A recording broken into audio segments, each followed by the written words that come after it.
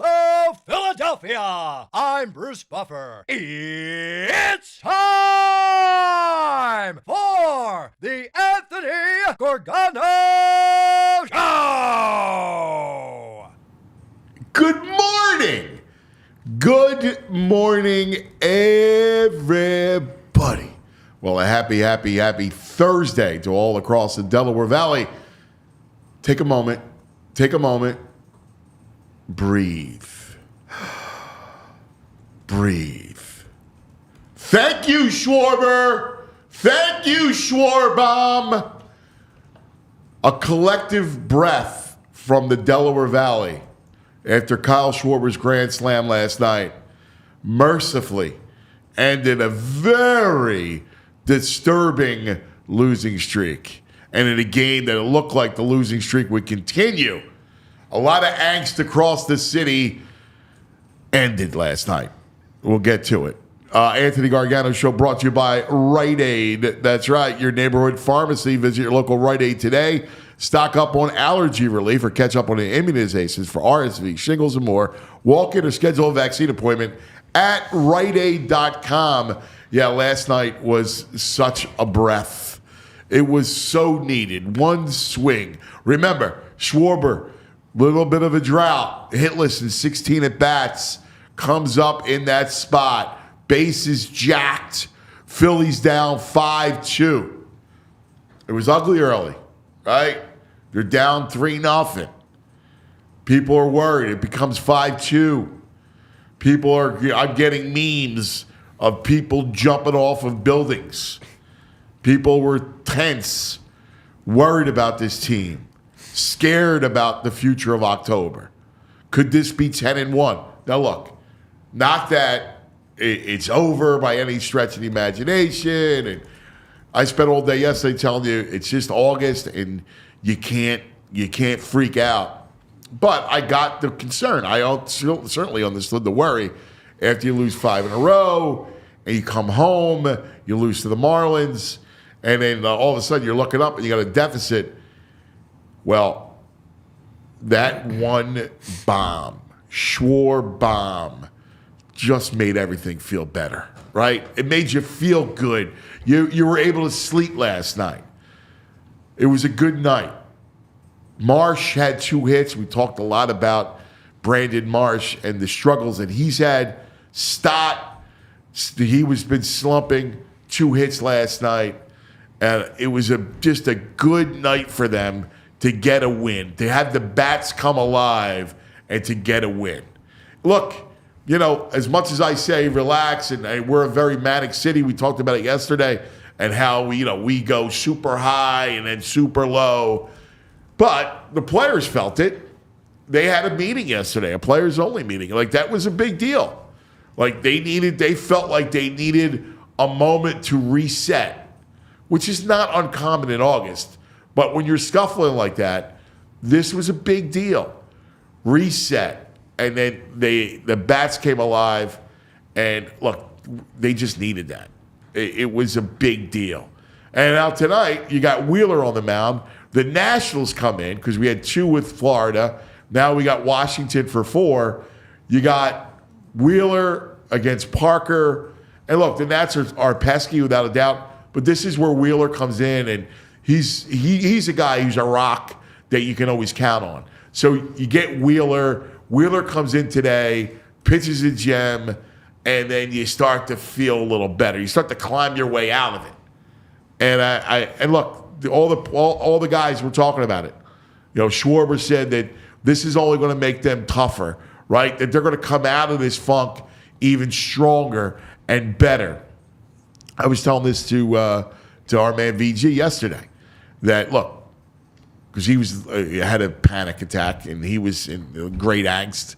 Like, you're in September. Like, if you fast forward and close your eyes and you wake up and it's like 3rd week of September, Eagles are 2-0, Phillies have won 8 of 12, and you'll have forgotten about this moment. But you still got to get through it. And that moment, it feels bigger than what it really is, but it feels daunting just to get a win, just to get a big hit. Charlie Manuel last night, as soon as Schwarber hit it, and he sent me a text. Just what we needed. Schwarber. That's the greatest, man. The crowd was anticipating it early when the bases were loaded and he stepped up to the plate. The place suddenly had life again. It felt like Citizens Bank Park again. And then he delivers. What a great night. All right, great sports day today because we do have an Eagles preseason game tonight. Eagles and Patriots. I doubt we're going to see Hurts and the starters. I just don't see it. I think you'll see some players, but I don't think you're going to see Jalen or AJ or Devontae. Not after the 2-hour joint practice on Tuesday. I think they got a lot of work in, and I would be surprised if we saw Hurts tonight.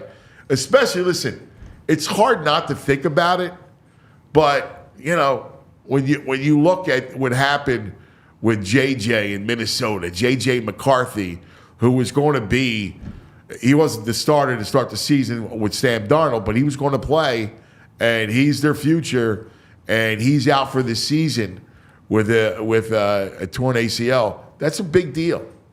And so I don't expect to see Jalen tonight. But look, it's going to be fun. It's going to be fun. Anytime you get a chance to see him, we'll get to see parts of this defense. I want to see, again, Trotter, who's been a star.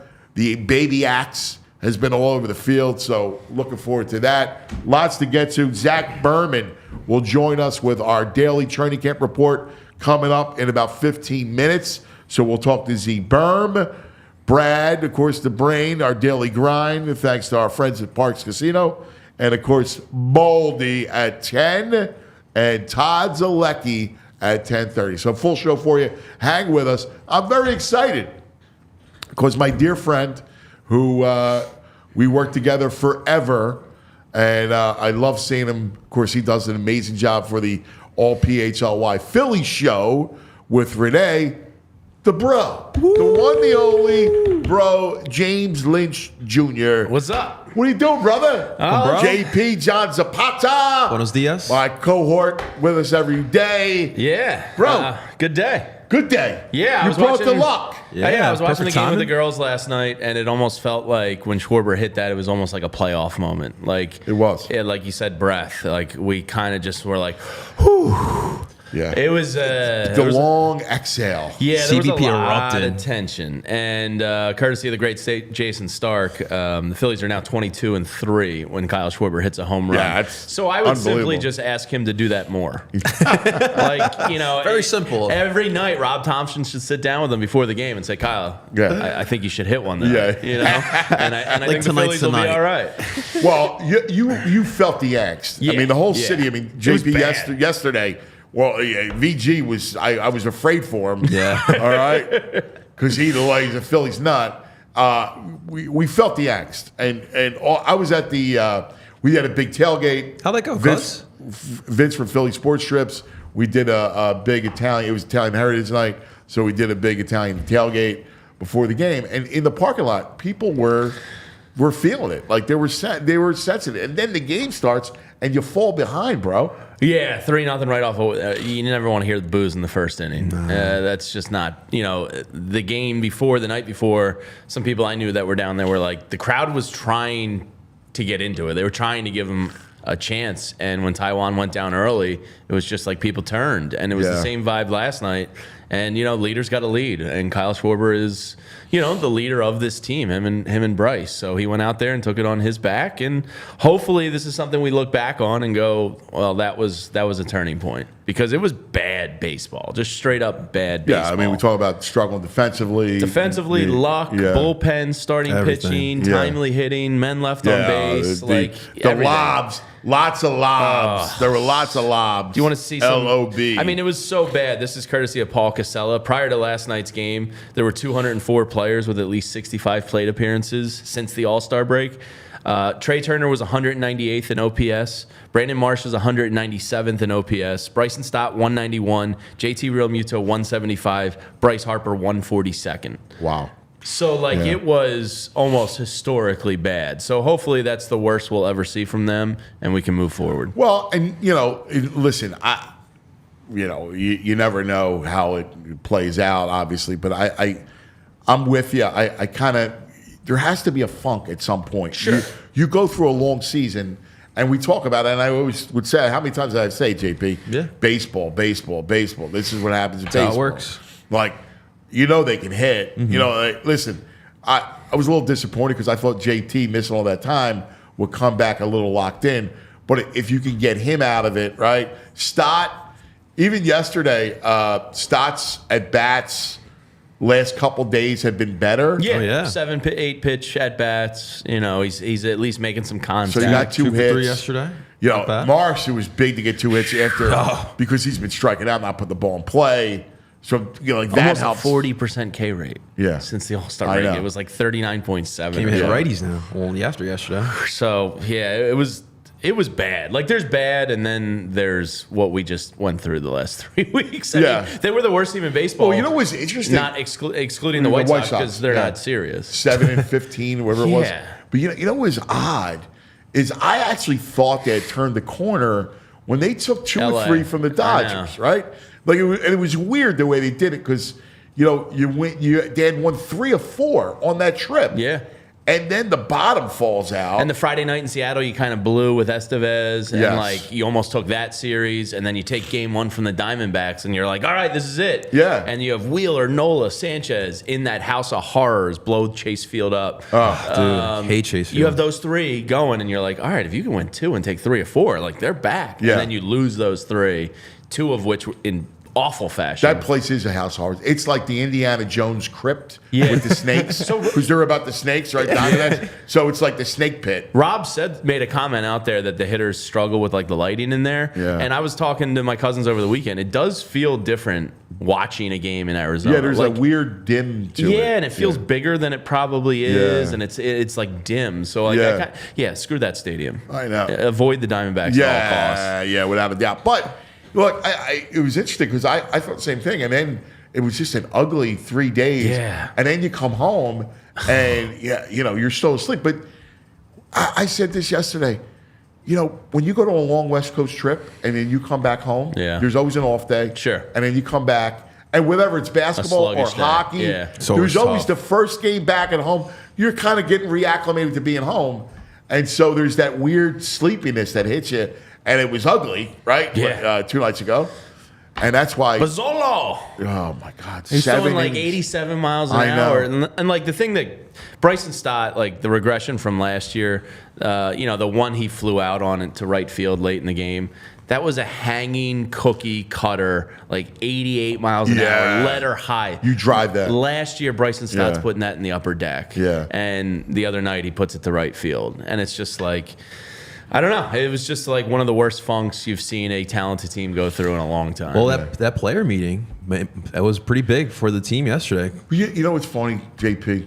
Like, all it is a moment to read. They didn't really mean anything, right? Like because they had a meeting doesn't mean that Schwarber hits the grand slam, right? Right. But to your point, where it matters is it's like, okay, we need to reset. Like, they're trying, they're working, they're not doing anything different. But baseball just eats you up. Like, baseball over a long haul, man.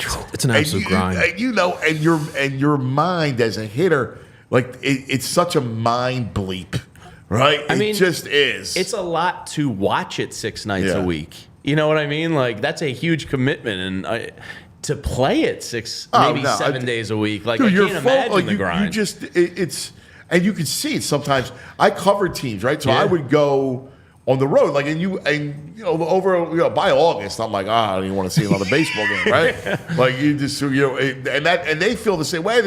Listen, it's fun, they're playing it, but you need to get it's a mental hurdle. But then when, this time of the year is interesting because as soon as like the end of August, you start to perk up again. Yeah. Right? Because you Gets go, real. all right, now, the weather's changing. And you saw it last year from Nola. Like, he struggled all year. And then, like, mid-August, he kind of turned it into playoff mode a little bit. And he was great in September going into the playoffs. You hope that's what you get from these guys. I would imagine the team meeting, Trey was a little sluggish out of the box the night prior.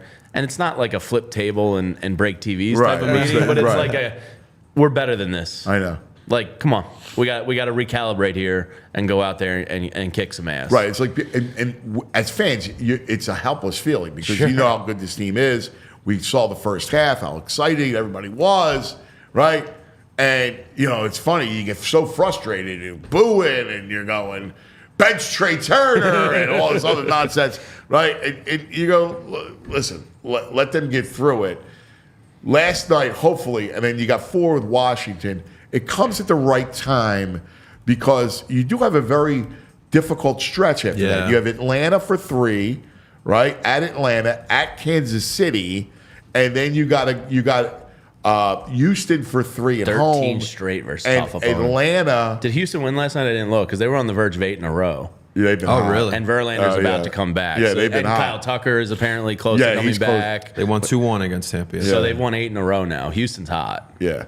That team just, like, you talk about... vampires. Yeah, like, you talk about a baseball season. Like, never rule out the Astros. Well, ever. I mean, because it's Altuve. Alvarez is one of the best players. He's one of the most dangerous Jordan's hitters in baseball. nasty. He's nasty. Bregman he'll still get you. Like, they just have a lineup, man. They just come at you. But you got to face them for 3 coming in, and then Atlanta for 4. So you got the Braves 7 times coming up, and that takes you to September 1st. Yeah, and you're also going to get some other players back as well. Austin Hayes hopefully gets activated Sunday. Later on down the month, you'll get Ranger hopefully and Spencer Turnbull. So just take care of business here. Win the series here against Washington. Take care of business against some of these good teams, and you'll get some bodies back. Yeah. And we talked about it too, Well, I mean, the bodies are already there. They just need to perform. Right? So we also brought up too, like they really needed a moment from one of the big bats, your Schwarbers, your Harpers, and then we got that last night. And that place erupted. Yeah, it was awesome. Tonight, Eagles tonight. Yeah, I'm pumped. I actually think Hurts is going to play a series. Really? Just a gut feeling. I think they wanted to play him in Baltimore last week, but the little bit of moisture in the air, slippery field, they said, nah, let's not push this. Kind of perfect weather conditions. I know your point about the joint practice. This is training camp, the most important part, but I feel like they're going to get a series tonight. Do you? Not Saquon, but I think Hurts is going to go out there for a series. All right, well, we'll see. That's I don't early know. gut. No, listen, I hope you get to see him. I don't know what. Like, what are you trying to gain from it? There's a new center, maybe cadence. Just I don't know. Knocking some rust off. You just want to say, I know. I just want to. But that's why that joint practice is. That's more such important. a big deal because all that stuff you're working on. Well, we'll find out in a minute what Zach Berman feels. Yeah. All right, because Z Berm, our daily training camp report from our All PHLY Eagle show is coming up next. Let me tell you about Dr. Andy Cohen. SleepHealthyPA.com is the website. Dr. Andy has one mission: stop the snore. All right? We got to breathe last night with the Schwarber home run. Well, Dr. Andy will make you breathe every night. If you suffer from sleep disorders like sleep apnea, right, trouble breathing at night, Dr. Andy, who is a trained dentist, developed really interesting dental appliances that help promote airflow, right? That widen your passageways. He does laser therapy that'll help widen your passageways. That'll help you get that breath that gets you into the REM sleep that you need. Look, at night, we rebuild, we replenish, our cells get healthy. But that only happens when you reach that REM sleep. And with sleep apnea, you're waking up every few seconds. You're not getting the right oxygen in your blood. Go see Dr. Andy. Not to mention, your wife, your girlfriend's probably yelling at you because you snore. And you're waking me up. Go to the couch. All right? Let Dr. Andy save your marriage. All right? And happened to me 2 weeks ago, dude. I woke up in the doghouse. It was awful. I know. It sucked. I was like, why is she in the guest room? And then she just had the scowl when she came in. She was like, you were gross last night. No spoon for you. I got recorded last night. That's how bad I was. Oh, no. Yeah, That's always bad when you get recorded. You got to get over to Dr. Andy. Yeah, it's the Help Skeeves us out, knows. Doc. Stop the snore with Dr. Andy Cohen, sleephealthypa.com. Yeah, and some things that could maybe contribute to snoring is allergies. This time of the year, my man Ant's going through it. I've been going through it. Everybody I know seems to be going through it right now with allergies because fall allergies are about to be here. You know, you see the pumpkin spice lattes and whatnot hitting the streets and the pumpkin beers, and you know it's allergy season. And Rite Aid has got you covered. Whatever you may need. Fall allergies, there's weeds and mold, dust mites, pet dander, fur, a little bit of everything this time of the year. And allergies they can ruin your day. Whether it's your eyes, your sneezing, your breathing, you need to get over to Rite Aid and go to riteaid.com/rewards, and you can get relief during allergy season. You can use a dehumidifier. What you need to do is stop by your neighborhood Rite Aid and talk to the pharmacist because they're going to steer you in the right direction. Maybe you're experiencing a new allergy this year. They might just recommend showering twice a day, using a dehumidifier, checking the pollen counts in the morning, whatever it may be. Maybe protecting yourself when you're outside in the yard gardening a little bit more. You can try nasal rinses. They have antihistamines. And, you want to get ahead of allergy season. And 1 to 2 weeks before pollen allergies are expected to be high, you can try all sorts of stuff that you can get right there at your neighborhood Rite Aid. And it's still not enough release. Make sure you talk to the pharmacist about different types of allergy medications like decongestions, and you can always talk to them for recommendations during allergy season. So get to Rite Aid and tackle your allergies now. I like it, bro. I hate allergies, man. I've been saying for 20 years, I'm like, I'm going to start seeing the allergies and getting the shots. Yeah. Have I done it yet? No. No. And we share a doctor. Yes. And he yells at me every time I don't go. Jamie, I get to the doctor. I love you, Jamie. Yeah. Dr. And Mike. I'm like, I know, you're you right. might know Dr. Mike from Good Day Philadelphia. He's the man. He is the best, Dr. Mike Sirgliano. We feel for cousin his allergies. Yeah, every day, poor JP has to hear me sneeze. And I heard you sneezing yesterday. I was like, man. Yeah, I don't you're want going through it right now. Yeah, every morning I sneeze 50 times. And I'm like, drops in my eyes, things up my nose. Have you done the neti pot yet? Yeah, he told me just how to bust do it. the I don't nose know. out? I don't even know what to do. Yeah, I don't think I've done that one, but I've done the other stuff. Clear I those know. passages, man. Yeah, no, Dr. Mike, you gotta do it. The saline, get it up there. Oh my God! All right, coming up shortly, we're gonna go to Z Berm to talk about tonight. Little Eagles Patriots. Jobs up for grabs. That's Dude, I got This is kind of like the most interesting preseason in several years. Secondary is really intriguing. Yes, secondary is very intriguing. Linebacker now, they're saying Nakobe could overtake Bond. Yeah. Trot Jr.'s impressing people. He had a nice pick on Tuesday. I'm a little disappointed with Bond because I think Fangio liked him. Yeah. He was a little out of his shoes a little bit in the Yeah. first game, kind of being over aggressive and not sticking to his assignments. So I think the athleticism's there, and mentally, can he harness it and What do what's excites needed? me, and by the way, the rookie is back, right? Like he's back in practice. Oh, Cooper. So I'm excited to see Yeah. Cooper DeJean.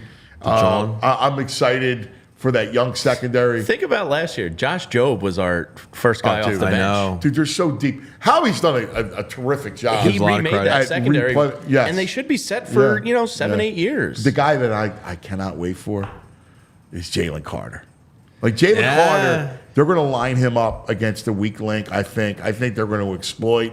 I think Jalen Carter Fangio's toy. is going to be. If I give you an over under eight sacks on Jalen Carter for the year, Well, this thing's all about consistency It's with a him. great. That's it's a fair number, right? That's a great number. What do you because taking? here's the thing.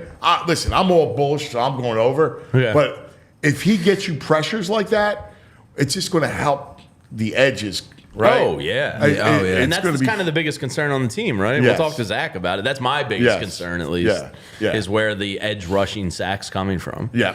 Yep. Can't All do right. that. We got our man who does such a great job covering the Eagles. He and Bo Wolf, 2 o'clock today. Make sure you're watching. He is the great Z Berm, who is in Boston. Hello, Z Berm. Anthony, good to talk to you. Zachariah. So right off the bat, what do we see Jalen tonight? No, it would surprise me. Given Nick Sirianni's history, he's used the open practice really as to work for the first team offense. I know they only had one open practice. They typically have two, or I should say joint practice. They typically have two. but I think that was sufficient enough for them, and it would surprise me if the first team offense gets work tonight.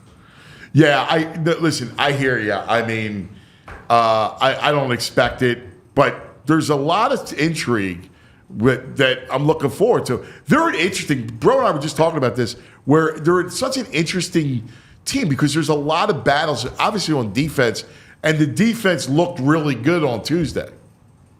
Yeah. Now, the Patriots' offense is overmatched, right? That's they a stink. bottom five offense. I hear you. But you're right. That's exactly what you want to see, especially from the defensive front. I heard Jamie talking about it before I came on. When we're watching camp all summer, you're saying, is Bryce Huff struggling to get to the quarterback, or is Lane Johnson that good?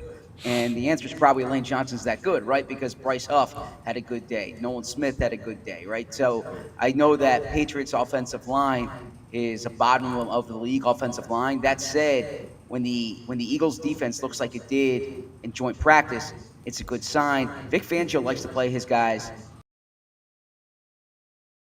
I know the Eagles look at defensive players different than offensive players in that you have to work on tackling. The best way I can sum it up is they like their players tackling. They don't like their players getting tackled, right? So they don't like to put their first team offense out there for that reason. But it wouldn't surprise me if a few of these defensive guys got some work tonight. But overall, I think what you saw on Tuesday from the defense in particular should be sufficient. You talked about the front and the very exciting. Jordan Davis, how was he? Because I didn't hear a lot about him from Tuesday. I heard a lot about a lot of the other guys on that line. How was Jordan Davis? Because I still think he has to play. He has to load up the snaps. You need him on the field. Yeah, from Tuesday's session, there's nothing remarkable I can report regarding Jordan. Now, for full disclosure, so they're split in two fields. I spent most of my time watching the offense. Between plays, I would peek at the defense. But Bo was watching the offense field. Bo was watching the defense field. I was watching the offense field. So I saw the sacks. I saw Trot Jr.'s interception. I saw Zach Bond's interception, right? But I didn't see any, wow plays from Jordan Davis. I do think, though, Jordan Davis has had a real strong camp, and I think that there are days when he's particularly shined.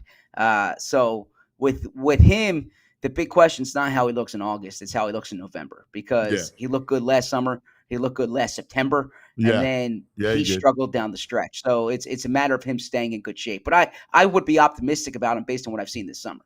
I'm curious about how much I love Jalen Carter. Did he talk about what's his explanation? Was it a rookie wall? The whole thing about the how he petered off toward the second half.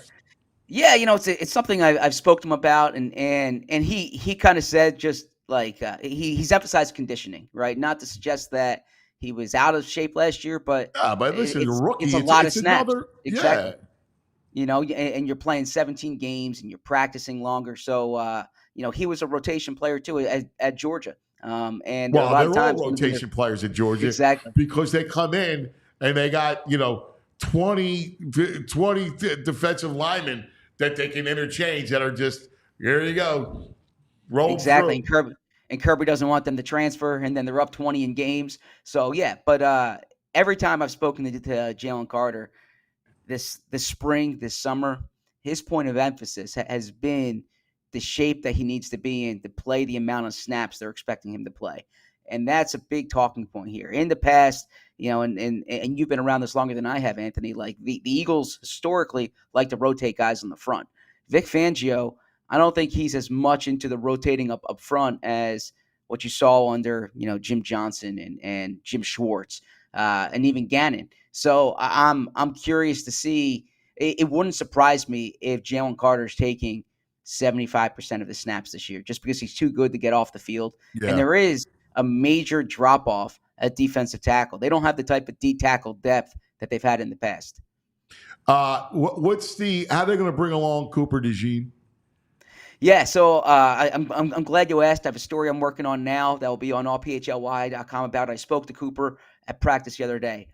So he took part in individual workouts the other day on Tuesday. He hasn't participated in team drills. I wouldn't expect to see him tonight. I did ask him point blank, is it realistic to expect to play in the third preseason game? and he thinks it is realistic. He says he has to show them that, he can take on that type of work. They do have, 5 good days of practice when they get back leading up to that Vikings game. So I don't think it's out of the question. He says it's realistic.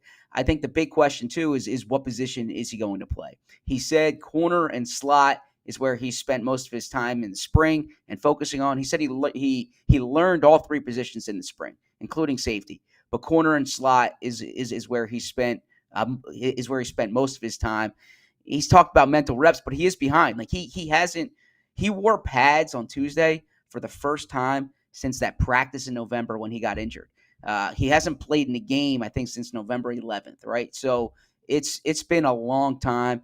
I think they should be aggressive trying to get him on the field against the Vikings just to give him a taste of it before the Packers game. All right, let's go to your side of the ball that you were honed in on Tuesday. So Patriots defense is pretty good. Unlike their offense, their defense is respectable. What did you see? Let's look at the passing game first. Yeah, so in the passing game, I saw a lot of A.J. Brown, and in particular, A.J. was lights out. I mean, he was awesome. It was one of his better days in camp. I think in my notes, he caught 10 of 11 passes. There was one good rep Christian Gonzalez had on him. Other than that, and that slot to him is automatic. I'm sorry, the slant to him is automatic. Overall, with the offense, I thought it was a good day. I thought there was a little too much pressure on Jalen.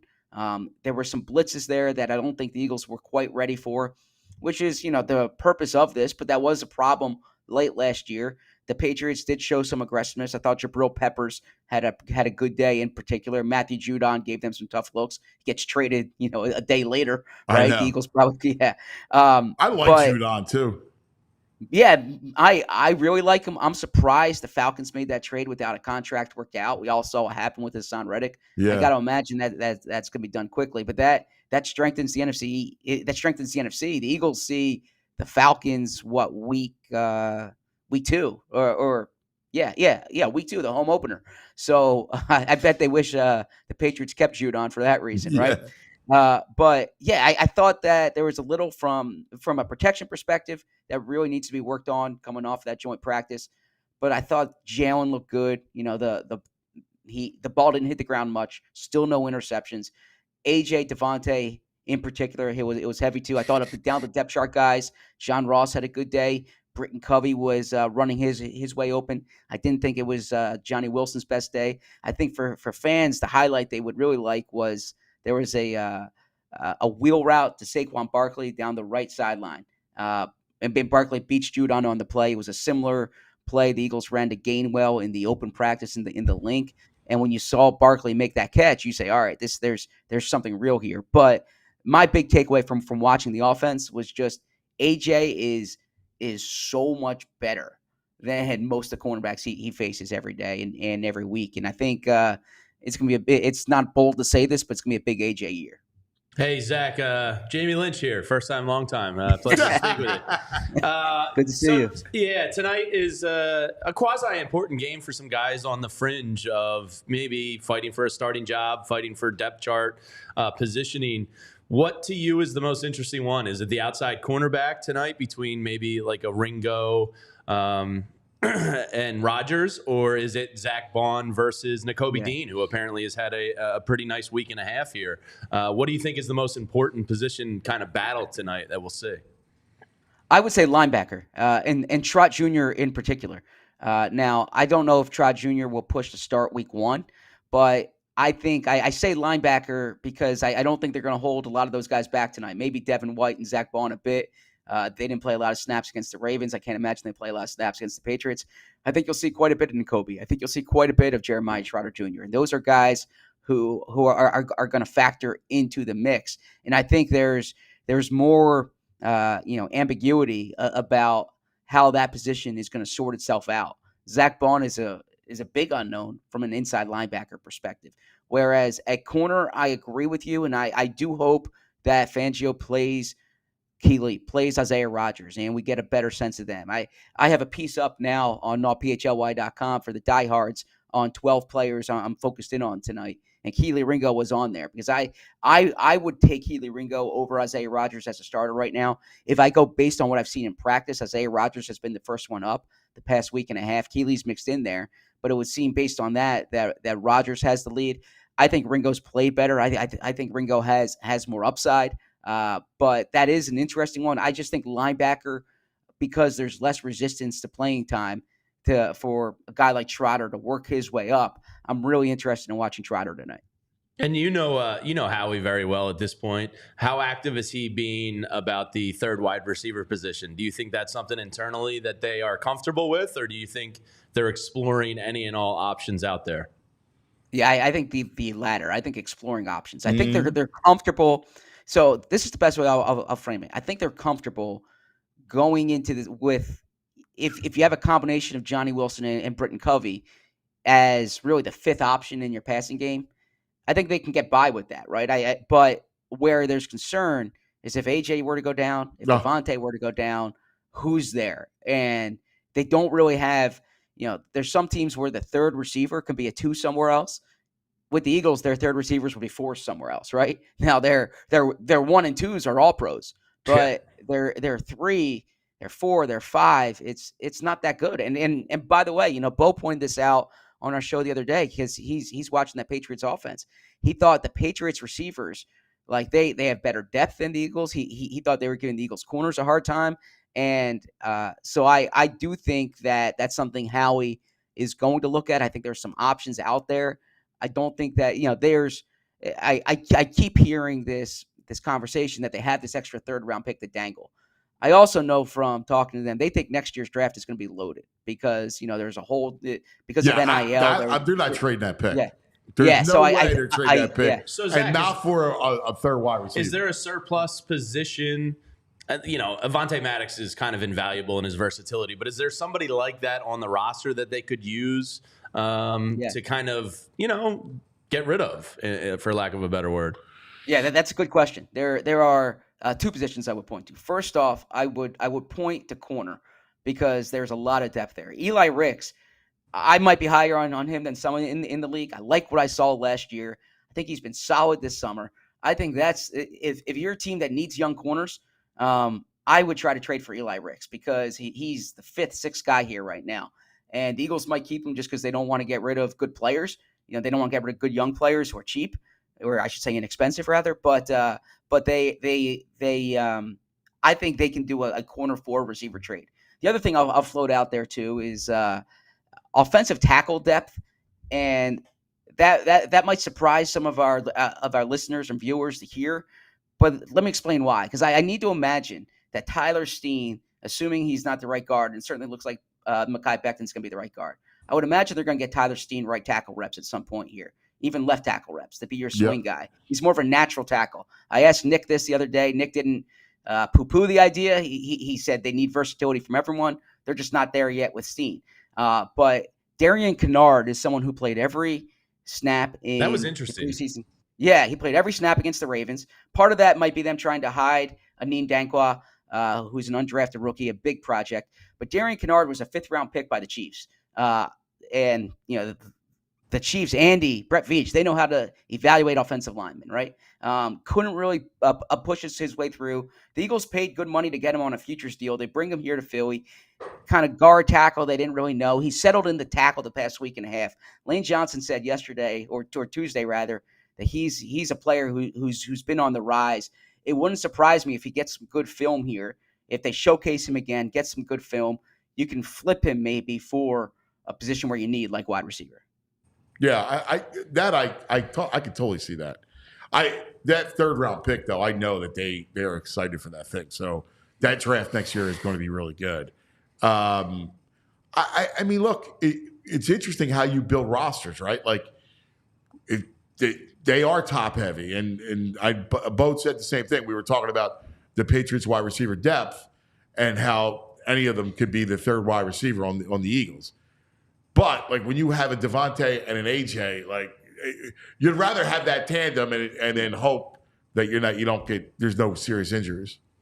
Yeah, and in the past 2 years, that's been the case, right? AJ played every game in Philly until the playoff game last year. Devontae's played every game except that Giants game last year.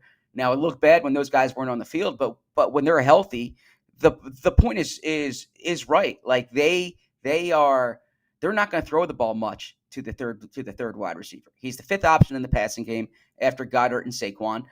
Britton Covey made a good point in that you can't have a volume receiver and in that third spot the way some other offense have it. You need someone who kind of complements AJ and Devontae, and I think that's why they like this mix and match thing. I just worry about what happens if one of them goes down, and I think if you can get a young guy on a cost control deal, and there are players who've been high draft picks elsewhere who are kind of down depth charts. You look at Quentin Johnson with the Chargers, you look at John Mechie with the Texans, you look at Treylon Burks with the Titans. There are players who maybe you say take a second chance on a second chance player who changes scenery. What is not expensive financially. If it doesn't cost much from a pick or player perspective, I was surprised Mechie. That's what I would do. I remember Mechie at Alabama. He got hurt, but Mechie was a player. I'm surprised that he hasn't panned out. Like he's a guy that I still think has some ability. Yeah, so Mechie's someone I've been talking about really since the spring. Unfortunately, missed his rookie year with cancer. Last season showed some promise. Former second round pick, but then they go out, they trade for Diggs, they give Nico Collins big money, right? Tank Dell came on strong as a rookie, so you're looking at best as your fourth receiver there. Yeah. Right. They have Robert Woods under contract. Yeah. So they might not want to part with young talent. But I say if there's a guy who's a second round pick, is a promising player, who's a fourth receiver somewhere else, try to get your hands on him. And he could have been a first round pick. I remember talking with you, like we were kind of big on it. Yeah. Zach, last one from me. Is there any situation where Will Shipley could be the team's second running back if he impresses tonight? Can he out depth chart Kenny Gainwell by week 1, or is that unrealistic? Zach's boy. Well, it's a good thing I'm on and not Bo. Yeah, because I'm throwing my answer the alley-oop to you, Zach. There you go. Yeah. At home. Yeah. My answer is definitely yes on that, and I think it's more like a committee behind Saquon, but they're really intrigued by Shipley. They like the way he catches the ball out of the backfield. I know Nick's always had a soft spot for Gainwell. I haven't seen as much from Gainwell in game situations during the past 2 years. He showed some in the playoffs 2 years ago, I should say. So I take that back a bit. But last year, I thought he really had an opportunity. And they went with him week 1 here in New England last year. He was their guy. Did not distinguish himself. They go to Swift the next week, and it's DeAndre, for the rest of the season. Shipley and Bo would roll his eyes when I say this, but this is a fact. He's the third highest drafted running back since 2008 here. Sean McCoy, Miles Sanders, then Will Shipley. Now, I know there's a drop-off in the second round or the fourth round, but I say that because there's people remember the Tony Hunt picks. Oh, my God. Yeah, there's people in the league who thought Shipley might have been, more of a fifth, sixth round guy. But I also know going into the college season, there was talks about him being a day 2 guy, and going off his freshman and sophomore year film, there was a lot there to like. Had a little bit of an injury last year, but I like Shipley, and I like what I've seen from him, especially catching the ball. Yeah. Plus, their offense was not the same. They struggled. The quarterback change, the whole thing. Last thing, so who's returning kicks, you think? Yeah, that's interesting because a lot of it's going to depend on kind of how things shake out with the roster. You see Gainwell back there. You see Isaiah Rodgers back there. You see Shipley back there some. I personally think Cooper DeJean is someone to watch out there. We obviously haven't seen it because he hasn't been on the practice field. He was an electric returner at Iowa. He was. And I think he's someone who they should look at there. And it wouldn't surprise me, especially given the fact that if Quinyon Mitchell starts in the slot and you have Ringo or Rodgers on the outside opposite Slay, where are you going to get DeJean on the field? I think special teams is a way that he can help, but he's got to get back at practice to see it. Yeah. Rodgers, too, has got some abilities, doing that. Hey, man, Z Berm, great stuff, my brother. Just we're like in the teeth of it, man. This is the 22 best. days. I love it. I love it. Man. Let's go. So tonight, Jamie and Bo doing the pregame show. I'll be chiming in from Foxborough. I'll be there at the game. Going to have all the writing on allphly.com. Post game, Bo and Jamie again. I'll chime in from the locker room, tell you what Nick said. I'll talk to everyone in there, so make sure everyone checks that out. Dude, great stuff, man. You're killing it from up there. Just killing it. Keep it up, buddy. Appreciate it. Thanks, Thank buddy. you. See you, Talk Zach. soon. Zachariah. He's the best. All PHLY birds. Him and Bo are such a married couple fighting about like positional great. battles Yeah, and yeah, stuff, yeah. and like Will Shipley. And Well, you and I, Bo's a Lou you Nickel know, guy. you and I, we used to do Yeah. that. Oh yeah. Aaron Altair. I was convinced he was the next I was Jason your boy, Ward. man. I'm telling you, cuz Aaron Altair. I was I'm convinced. like, nah. Were you high on Nick Williams too? Not as much No, as Altair. he was an Altair guy. I thought Altair was like the We worst. used clone. to, I used to go, it stinks. Like, You seem to have an eye for that, cuz. Yeah. You know when a guy's just like just Altair looked anybody. promising. well, you know what? We're dorks. Like, we watch He's this killing stuff. it in the KBO. Yeah. You know? That's what I meant. Like, I just meant like at some point. Yeah, So you were when he somewhat goes to right. Korea, he's going to be a beast in Korea. Move over, man. Godzilla. It wasn't wrong. All right, time now. As this portion of the program is brought to us by the Bet Parks Sportsbook and Casino app, man. Download it. It's football time, baseball time, the whole thing. And it's time now for the brain. Red, the brain finder. All right, brain. Good morning. Good morning. I got to tell you, The Daily good morning. I Grind. got the smile on my face, hearing the name Tony Hunt from back in the day. I remember that well. And Aaron Altair. First of all, I got to tell you something about Aaron Altair. I remember I said this about Mickey Moniak when we were talking about him the other day. Aaron Altair had a moment where I want to say he had like a 40 or 50 game stretch where he played like Babe Ruth. Maybe not Babe Ruth, but he played better than Aaron Altair. Something happened where he became a serviceable major league player. So I do remember, I was like, Aaron Altair, like what's going on here? But then he went back, like Mick Moniak saying 150 this year. It ended. But I think there was like a 50-game stretch. If you look up his career, out of all the games. Bro's a big Altair guy. Yeah.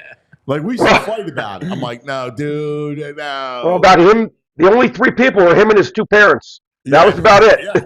Yeah. I mean, 272 one year, 19 homers, 65 ribbies. That was the year. 340 That was the year. base. What's not to love? Yeah. No, listen, that was his moment. That was his moment. But you know what? They were Again, that's what makes. They were so bad. That Phillies lineup was horrible. He's batting third. Oh, my God. Francos or It's Michael Franco. And You know who I used to- lead it off.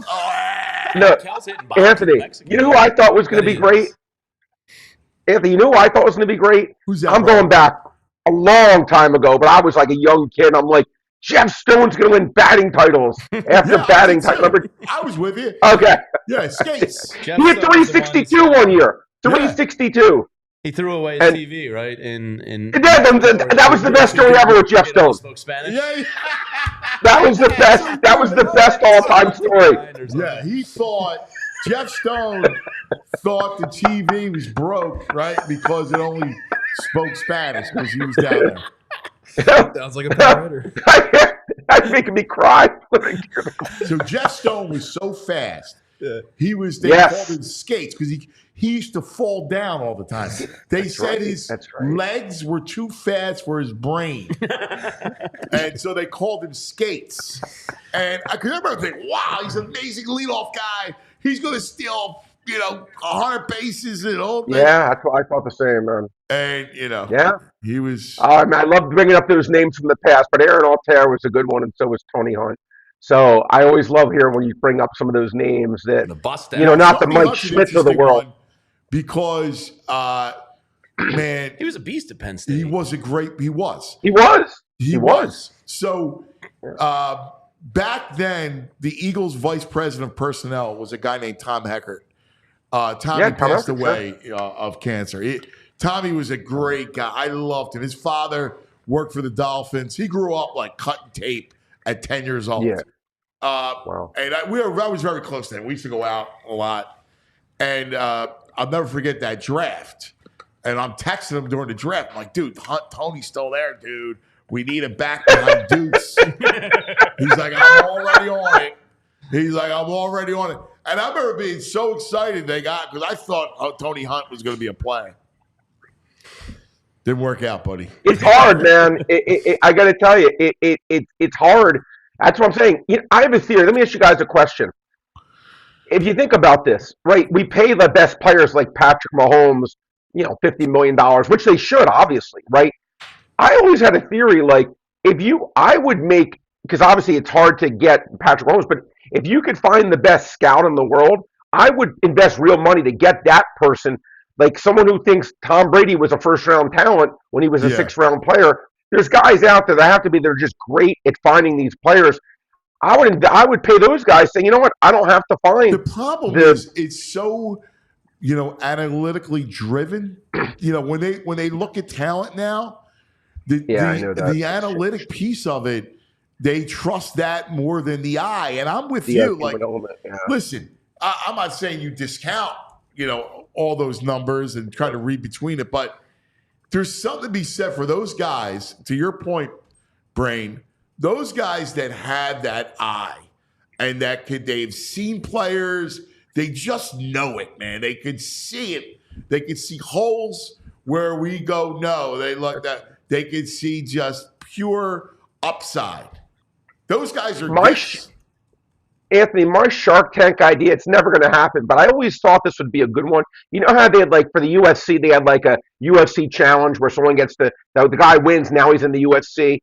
I always had a thing with anyone in the world can enter, and you maybe make it like a 3-year, 4-year period because you have to grade it after 4 years, and then it just rolls on forever. Every year it changes, but everyone can enter like what they put a certain grade on a player. So, example, like going back 20 years ago, I rate Tom Brady as a first-round player. Everyone else ranks him not on the board, 6th round. But you just see after 4 years who has the highest grade, which guys are scout, and you don't just have to be a cookie cutter, and everyone just says, okay, Cale Williams, first rounder. Maybe you have him as a second rounder. Who knows? And you could it could be tracked by someone, and there could be a thing of who is the best scout in the world. We're going to find the best scout in the world because, as we know, Anthony, Michael Phelps gets a chance to prove he's the best swimmer, but you could be the best scout. Anthony Gargano could be the best scout in the world, but you don't get a chance to prove that. But you could be. You know what I'm saying? Yeah. And I think if this would give people to say, all right, I could prove I'm better than these guys working for NFL teams. Yeah, dude, I love that idea. I mean, I love that stuff because, we watch, we're watching games. It's funny. I'll sit there on a Saturday and it's like a happy place watching college football. And I'll sit there and I have a notebook in front of me. It's still old school. Like, once in a while I'll put it on my phone, but really I have my notebook and I'll take notes. Like if I see somebody make a play, I'm like, who's that kid? Look them up, the whole thing. And then I'll make notes about it because you never know, down the line, like, oh, yeah, I saw him. Then I can look up and then watch his tape and the whole thing. I'm with you. I love that stuff, man. I do. Yeah. You went to Michigan. Did you like Brady from that time? Loved him. Yeah. Loved him. Now, when I was there, actually, it was right. He went a little after me. He was like the next couple of years after me. But I was Elvis Grbac was there. If you remember Elvis. Elvis Grbac. Wow. Yeah. Yeah, Elvis Grbac, Michael Tell was right before him. But I had Desmond Howard. Yeah, but college football, Brad. But what's interesting with Tom Brady? Tom Brady had. I mean, it's been talked about, but I don't think people really remember unless you were in Michigan. To be honest, the hype. The only way I compare it, Anthony. Do you remember when Eric Lindros was here? He was hyped as like the greatest thing ever, and he actually had a great. He made all one.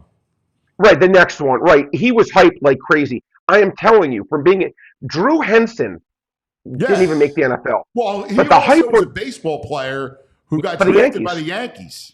Yes, and the hype on Drew Henson was honestly, I can just from when I was in Michigan, it was so overwhelming. It was for that time period. He was the most hyped athlete you really could be. Was Drew Henson, and when Lloyd Carr was coaching the team and Brady was playing well. It didn't make a difference if Brady went 15 for 15. Why is not Henson playing? Why is not Henson playing? There was so much pressure on Carr to play Henson, and then he played alternated series with him.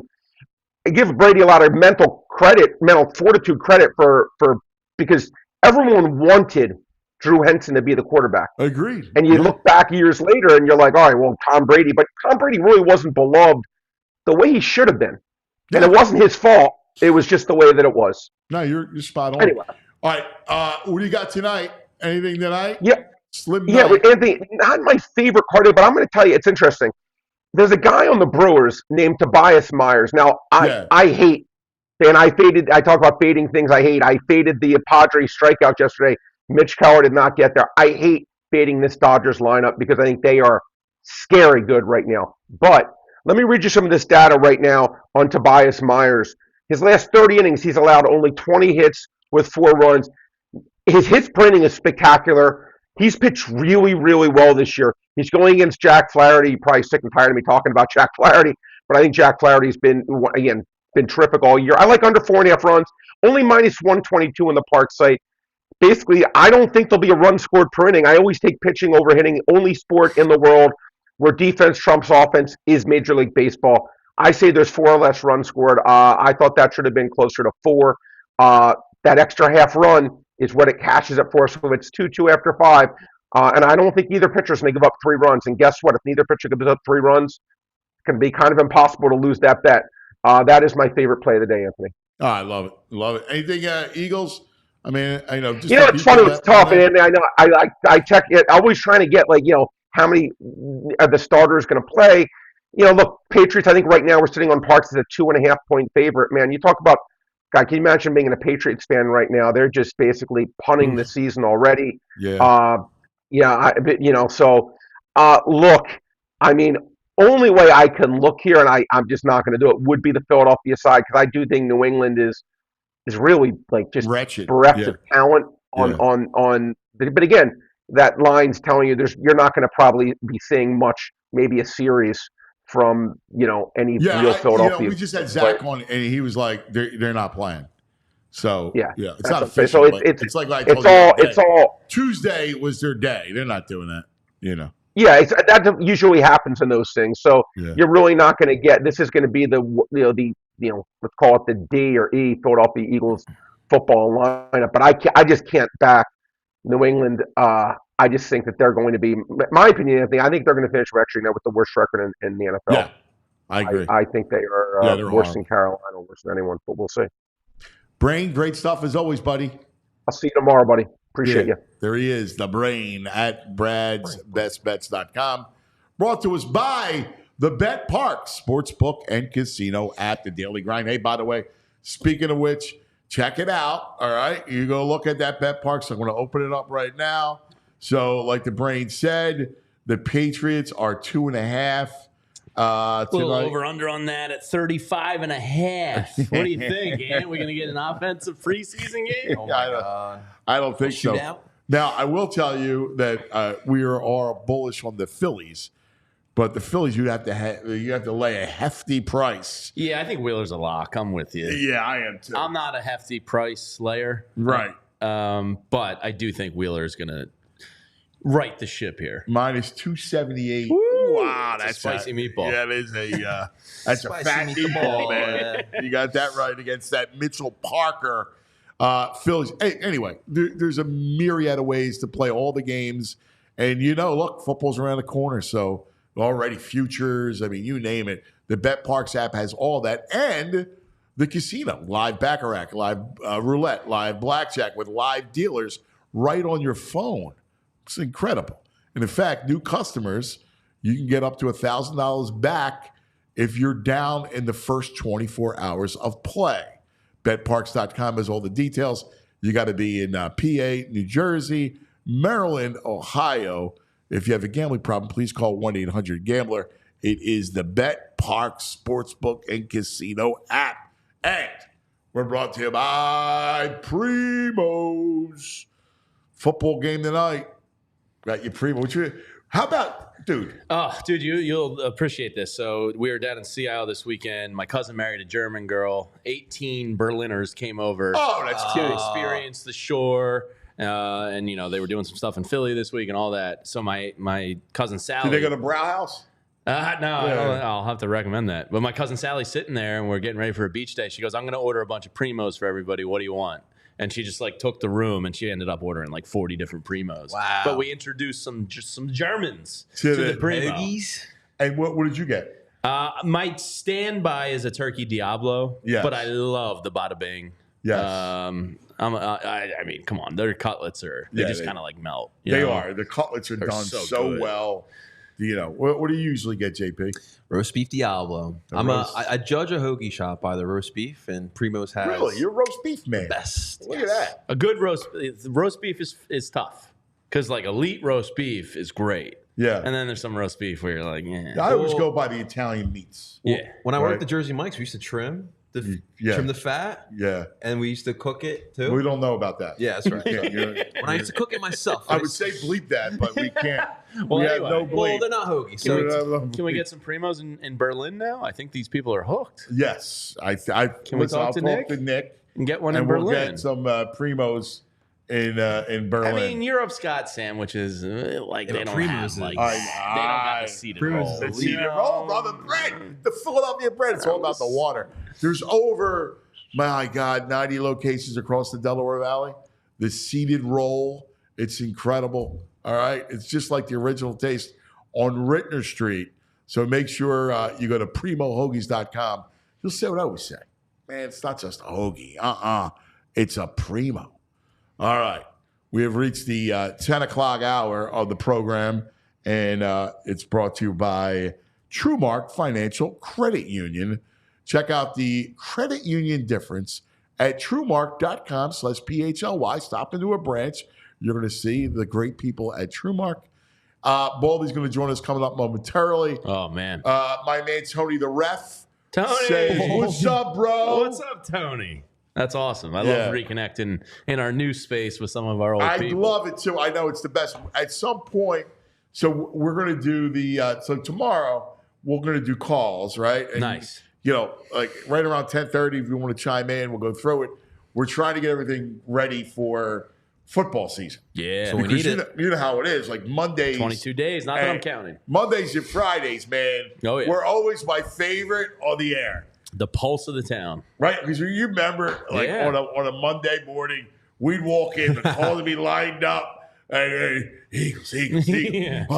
And we would all, it's the beauty. It's why we love, and part of PHLY, which is the community-oriented, feeling. And, dude, our Discord channel is amazing. Like, getting to connect with all these people. I know about people's family trips and like their job hunts, and like, you're connecting with people on a whole different level. So it's really cool. It's family. It basically is becoming that. So if you ever want to support us here, just become a diehard, and I promise you, it's going to be worth your time and money, and you'll get some of the best writing in town. We get to have fun in Discord every day. It's a blast. Yeah, and that's why that Monday after an Eagles game. Oh yeah. This town, do you feel it? Like, if they come out and beat the Packers week 1, it's full blown hysteria. Yeah, because Saquon, I think, takes this to the fact that you have Saquon, AJ Brown, and Devontae Smith. Like, it doesn't feel real. And once we see it, it's funny you said that, because I was about to talk to, I was about to ask Z Berm that do you ever wake up and go, wow, Saquon Barkley's on the Eagles? It is crazy. I kind of forget that he's here because we haven't seen him yet. Right. And it was funny, doing the pre and post with Zach and Bo last week. They were like, I'm glad we're getting your observations because we've been kind of seeing these guys for 2.5 weeks now. He's like, the fact that you're just, because I brought up Nolan Smith. I was like, he actually looks physically bigger on, and Zach was like, I appreciate you saying that because I've gotten accustomed to seeing him. Right. And now we're getting fresh eyes on it, and that's what it's going to be. And week the fresh 1. eyes are important. Like, that really works.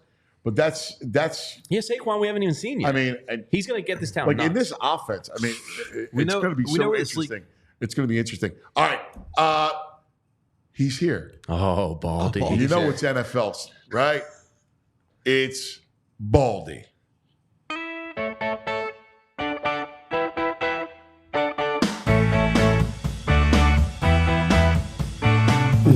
Baldy. Oh, let's talk some football. Baldy.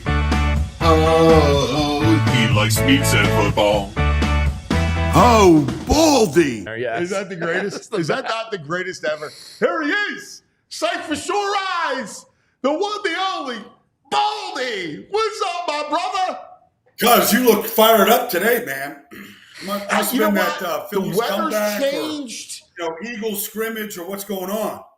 You know what it is? The weather's changed here. Like, it's gotten a little cooler. Nighttime, you start to feel a little bit like we're getting close. Bro said it, 22 days away, and you will be in Brazil.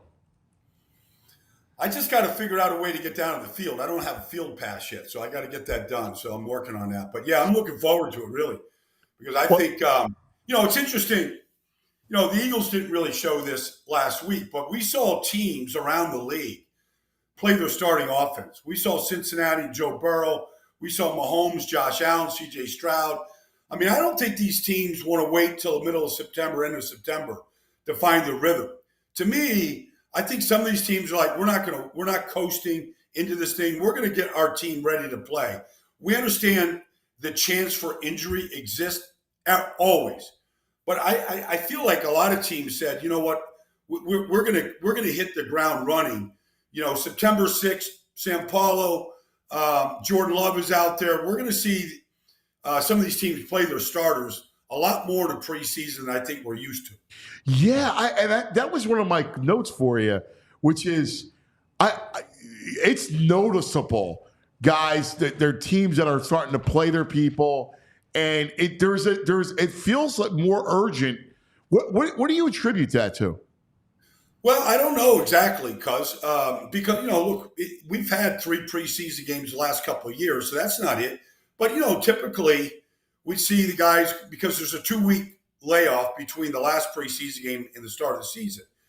But I just feel like to see Jordan Love out there, to see Mahomes, to see Josh Allen, see these guys. But, Joe Burrow go 14 plays right down the field, and they score a touchdown. Jaden Daniels. I mean, whether they're rookies or veterans now, I attribute it to that you can't get this timing that you need with your starters unless you're actually playing. I mean, I know the Eagles scrimmage with, the Patriots, and I know the Jets are scrimmaging today with Carolina, whatever. Even that, I don't know that you can get the right game timing that you need. And so what I've been saying is, like, August is the new, September's the new August. Teams are like finally starting to play their players in September. It's too late. You can't afford to be in a hole to start the season right now. Yeah, and people make a big deal. Well, you added a regular season game and that stuff, but that doesn't mean anything. Like, when you're 1-3, that puts a pall on the entire thing. And then there's an urgency. There's still that urgency. If you get off to a slow start, it starts to nag at you, and then all of a sudden you gotta win. Yeah, well, I mean, first of all, I don't care who you are, what team you are. If you're Kansas City, I don't care what team you are. You lose 2 games in a row, the sky's falling in this league. It just is. Yeah. The pressure mounts. You can feel it. You can see it in the coaches and the players. And so nobody wants to be in that hole to start a season. Because, and look, if you do start in a hole, like, you got to come out of it, okay? Like, you don't have a choice. But it makes it a whole lot easier when all these teams are rebuilding the rosters. They're going through free agency. They're going through the draft. They're going through the offseason, preseason. You're 0-2. You feel like you haven't made any improvements. You're 1-2. You don't feel like the improvements you think you've made are showing up. So let's get some timing down. Even if it's a series, a good series or 2 series, let's get a little bit of pregame jitters out of us. Let's get the ball in the quarterback's hands. Let's get some timing with the running backs, the receivers, and let's get ready to play September 8th. All right, so let's go around the league a bit. J.J. McCarthy, of course, the big story. Shame, man. It's something that the whole league winces and feels for the kid. What have you what's been your well, kind of thing? I mean, look, the kid played well the other day. Jack Jones picked him off in the opening series. Jack Jones is a hell of a player from the Raiders. Like, it was just a great play by him, but he bounced back, threw a couple touchdown passes. I felt like there was a real competition with him and Sam Darnold, and that's over. But what shocked me was, like, I've had my meniscus tear. I mean, I thought a meniscus tear is a month, cause I didn't think it knocks you out for a whole season. I know. I mean, an torn ACL knocks you out for a season. A torn Achilles knocks you out for a season. But I didn't think a meniscus tear like scraps your whole season for you. That's what's like, everybody has torn their meniscus at some point. Yeah, they go in and clean it up, and it's a 4 to 6 week. Clean it up, and at most it's 6 weeks, but some guys can come back in 3 weeks from that. To see him knocked out for the whole season, and to see him put him on the shelf for a season, that's what. Like, I heard about the injury. I didn't know it was going to knock him out for a whole season. That's too bad, because I think it's a good rookie class. We've seen examples of Caleb and Jaden, and Bo Nix look good. Like, you would have thought, okay, like, this kid was he was their choice. They tried to trade up maybe to go higher, but they had planned to work him into this offense at some point this season. They're not going to get that opportunity now. What do you think of Darnold? I mean, people are saying he'll have success. I mean, I'm dubious. Well, I mean, a couple things. One, he's never, like, until he went to San Francisco last year and he saw what a real organization looks like, he has never known that. He was in transition in Carolina. The Jets were awful. He got hurt. So he got a chance to really watch the 49ers in action. A real offense, a real system, a real organization knows how to build a team. I think Kevin O'Connell knows how to do that in Minnesota. Like, I think he's going to get a good offensive line. He's going to get an elite receiving core. He's going to get an excellent running back. I mean, if Sam Darnold is ever going to put a career together, it's got to be right now. Yeah, you wonder, can he be Geno Smith, who starts to kind of gets it, and really it's all the sum of all parts. And it's so interesting you touched on that, because what the coaching, the greatest mismatches on Sundays are the guys wearing the headsets on the sidelines and how they've put everything together. And you just illustrated that. Well, I mean, look, nothing illustrated that more than the Eagles' collapse last year.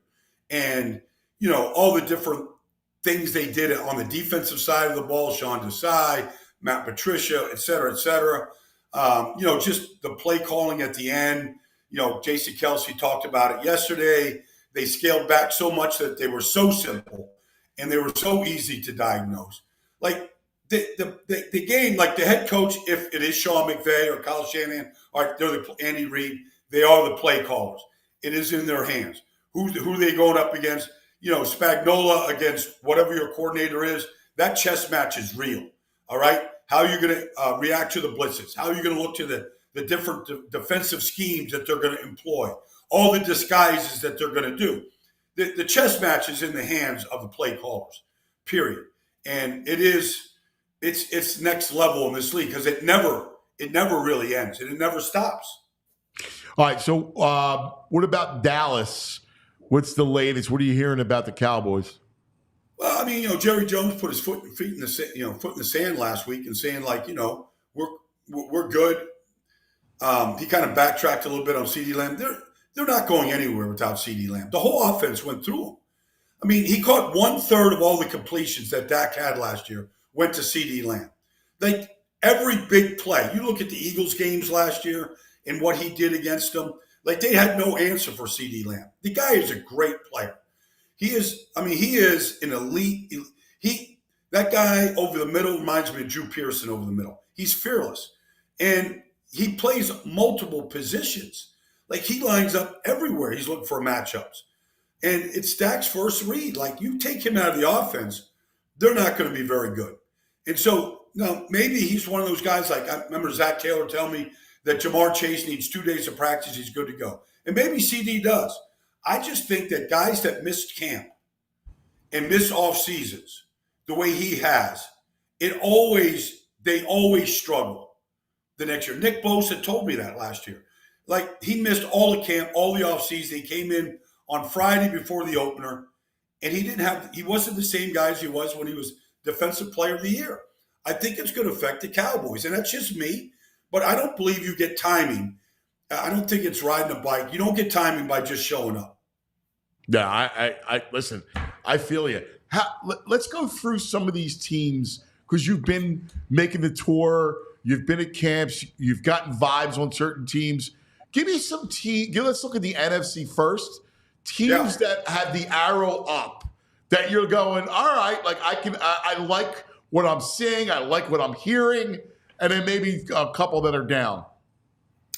Well, let's just look at where the Eagles finished their season last year in Tampa. Like, Tampa is a good team. Like, that's not a fluke what they did. They won the division 3 years in a row. I told Todd Bowles that for the first time in his whole career, he's got coaching stability.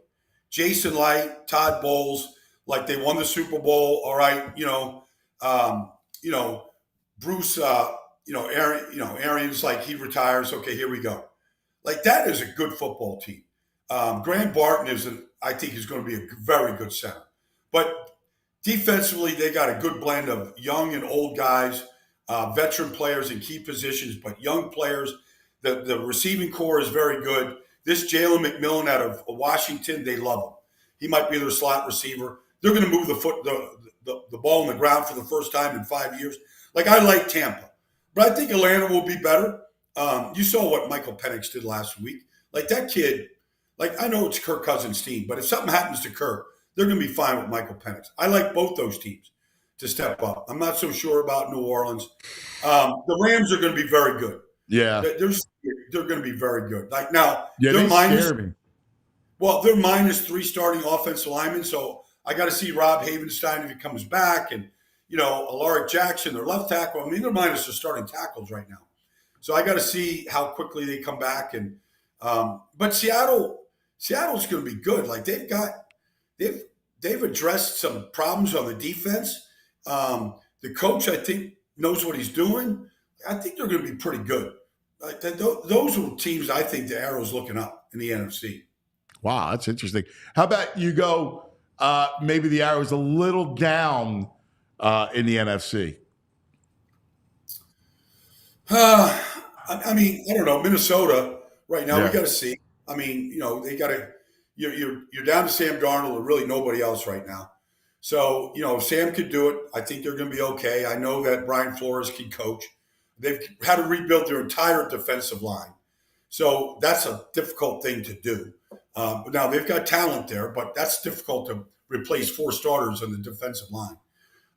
Chicago, look, if Caleb looks like he did in that first quarter last week and he can play to the talent level, I don't know. We'll see. That division, oh, my God, between the Lions, Packers, and I like the Bears, man.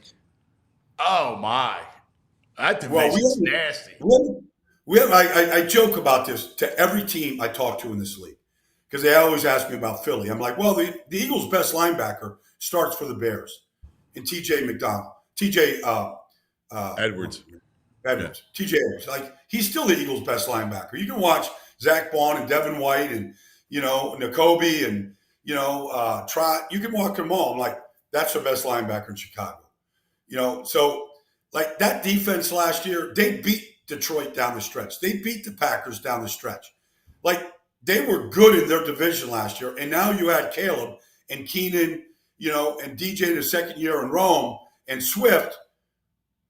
Like, why can't they compete in that division? Yeah, I'm with you. Let me ask you about the Giants, and then we'll go to the AFC. But I don't see how they're going to be good, right? Like, and we've all seen the whole thing. But I got a weird feeling that somehow it oddly comes together. What do you think of them? Well, I sat down with their starting left tackle, Andrew Thomas, 2 weeks ago. Yeah. And he's on his 5th offensive line coach in 5 years. Wow. They have not been able to put – now, he is a very good player. Like, he had a rocky rookie season. He got hurt last year in the opening game of the season. Yeah. Tore his string on a kickoff return, block kickoff return. I'm sorry, block extra point, block field goal. And he tore his hamstring. So he wasn't the same guy. But, like, they can't put a line together, cuz. Like, they signed John Runyon, good, solid signing. John's a good player. Jermaine Illuminar, solid player. They don't have the starting center got hurt in the opening week of camp, hadn't played. John Michael Schmitz. They signed a kid off the street, Greg Van Roten. He's been a journeyman. He's their starting center right now. Like, Illuminar was brought in to be the starting guard because they thought Evan Neal, the 7th pick in the draft 3 years ago, was going to be their tackle. Hadn't practiced yet. Like, they can't put a line together. Until they do, as good as Malik Neighbors looks, and he looks all world. When I've seen him, he looks all world to me. Like, is Daniel Jones going to have time? Can they run the ball? Like, I think defensively they're going to be pretty good. But they have a young secondary, so we'll see. But I don't know. Like, they have struggled to put this offensive line together. I don't know what difference it makes at quarterback or receiver if they can't protect and run the ball. Yeah. Yeah, no, I keep looking at them going, there's no way they can be good. And, I look at them, and I was always a Dable guy. I'm surprised it really hasn't clicked for him because I was worried from an Eagles perspective about Dable going to New York. Well, I mean, look, he won a playoff game his rookie season there. They finished really strong. They went to Minnesota, won a playoff game. They were worn out when the Eagles took them apart. They beat the Eagles in the final game of the season, or final week of the season last year, wiped them up. I mean, Brian Dable can coach. Every coach, you got to have a line, you got to have a quarterback. You can game plan and scheme other things, but you got to have those basics. They gave up 85 sacks. It's an NFL record last year. 85 sacks in 17 games. Like, the worst any team has ever had, ever. And so you can talk about quarterback. Like, they got to get that part fixed. I don't care. I mean, Brian Flores, he came from Buffalo where they had a good line and they had Josh Allen. All right. They had a line stayed pretty healthy 2 years ago. They had Saquon. He had a monster year 2 years ago. And, they game planned and schemed and they got themselves to the playoffs and they won a playoff game. Like, Brian can coach. I think he's going to call the plays this year. But you got to have those basics for any team. All right. Give me arrows up in the AFC. Well, I think Cincinnati, you got to have an arrow up. I mean, Joe Burrow, you watched that opening drive of his last week. I did. I saw it. I mean, there's Trent Irwin on third down. Like, I was sitting with Steve Smith Sr., right? And we're watching him on the opening drive, and he throws this touchdown pass to T. Higgins. And Steve says to me, he goes, Baldy, you see the ball placement of that? And I go, yeah, but it was away from the defender. He goes, yeah. He goes, the defender's on the backside of T. Higgins. He threw it away from him, and he was able to spin inside and score a touchdown. If he threw it on the other side, he would have the defender would have tackled the catch. The guy can put the ball here, or he can put it right here. He is, and I've talked to Troy Aikman about this. He's as close to perfection of Tom Brady from a mechanic standpoint as we see. Wow. And it's the first time he's ever played in preseason. But he covers every weakness they have on this team when he's out there at full speed. I took him plus 900 for MVP this year. You did? Wow. Yeah, that's a good play. In fact, bro, I asked a couple guys. I go, can Burrow be the MVP of this league? And he go, oh, it's just a matter of time. Like, he's just that good. Now, Jamar's got to get out there. A couple things got to take place. But this rookie, Amarius Mims, like, I think that kid's going to be the right tackle for a long time. Baldy, real quick, the NFC, the ownership change down south in the Commanders. Two-part question. Is Jaden Daniels having a really strong camp? And secondly, has there been like kind of a culture wash there, and are things headed in the right direction? So I met Josh Harris. I've never met him before, bro. I met him at the Jet scrimmage last week. I think it was Wednesday. And I think a lot of players hadn't met him because I saw Zach Ertz go up and introduce himself, and Jaden Daniels was talking to him. So he was there with his staff. But I was asking Josh about, does Magic Johnson, can he call plays on third down? He goes, Baldy, look, that guy has got an aura about him about winning. Like, they just want winners in the building. Like, I feel for the first time. I mean, Daniel Snyder was Daniel Snyder, all the coaches that went through there. I feel like they pressure washed the entire organization. The general manager, all he does is talk football with me. The guy comes out of San Francisco. He's a young guy. I feel like him and Dan Quinn are joined at the hip. I think they have a chance to turn this thing around. Now, look, Dan Quinn wasn't their first choice. It was Ben Johnson. They thought they had him. And it's weird when you look at coordinator, like head coaches now, are they offensive guys or defensive guys? It's just if you're head coach and defensive coordinator, but your offense, like it's just weird. Like you could fire your head coach because the defense is broken, but you can't do that to the offense. So you have to get your offense right. It's just I understand Ben Johnson and the need to want to get his game planning, his offense, his mind out there. Dan Quinn can coach. We'll see what Cliff Kingsbury does as the offense coordinator. Because I like that's the scary thing, Baldy. Like if you come from that side of the ball, you got your OC. But if your OC's young, right? Your OC's ambitious. He's going to look for a head coaching job, and now you're stuck. It's a revolving door, which is why most of these guys like going offense. Well, it's like, so if you look in this league right now, like all these new coaches are coming out of Sean McVay's system. Yes. Like there's head coaches and coordinators all over the league, but he's still the play caller. So, he's not going anywhere, but he's groomed all these other guys. Kevin O'Connell, you go around the league. Like, they're all a disciple. Liam Cohen in Tampa now, they're all a disciple of, like, he's the new Andy Reid.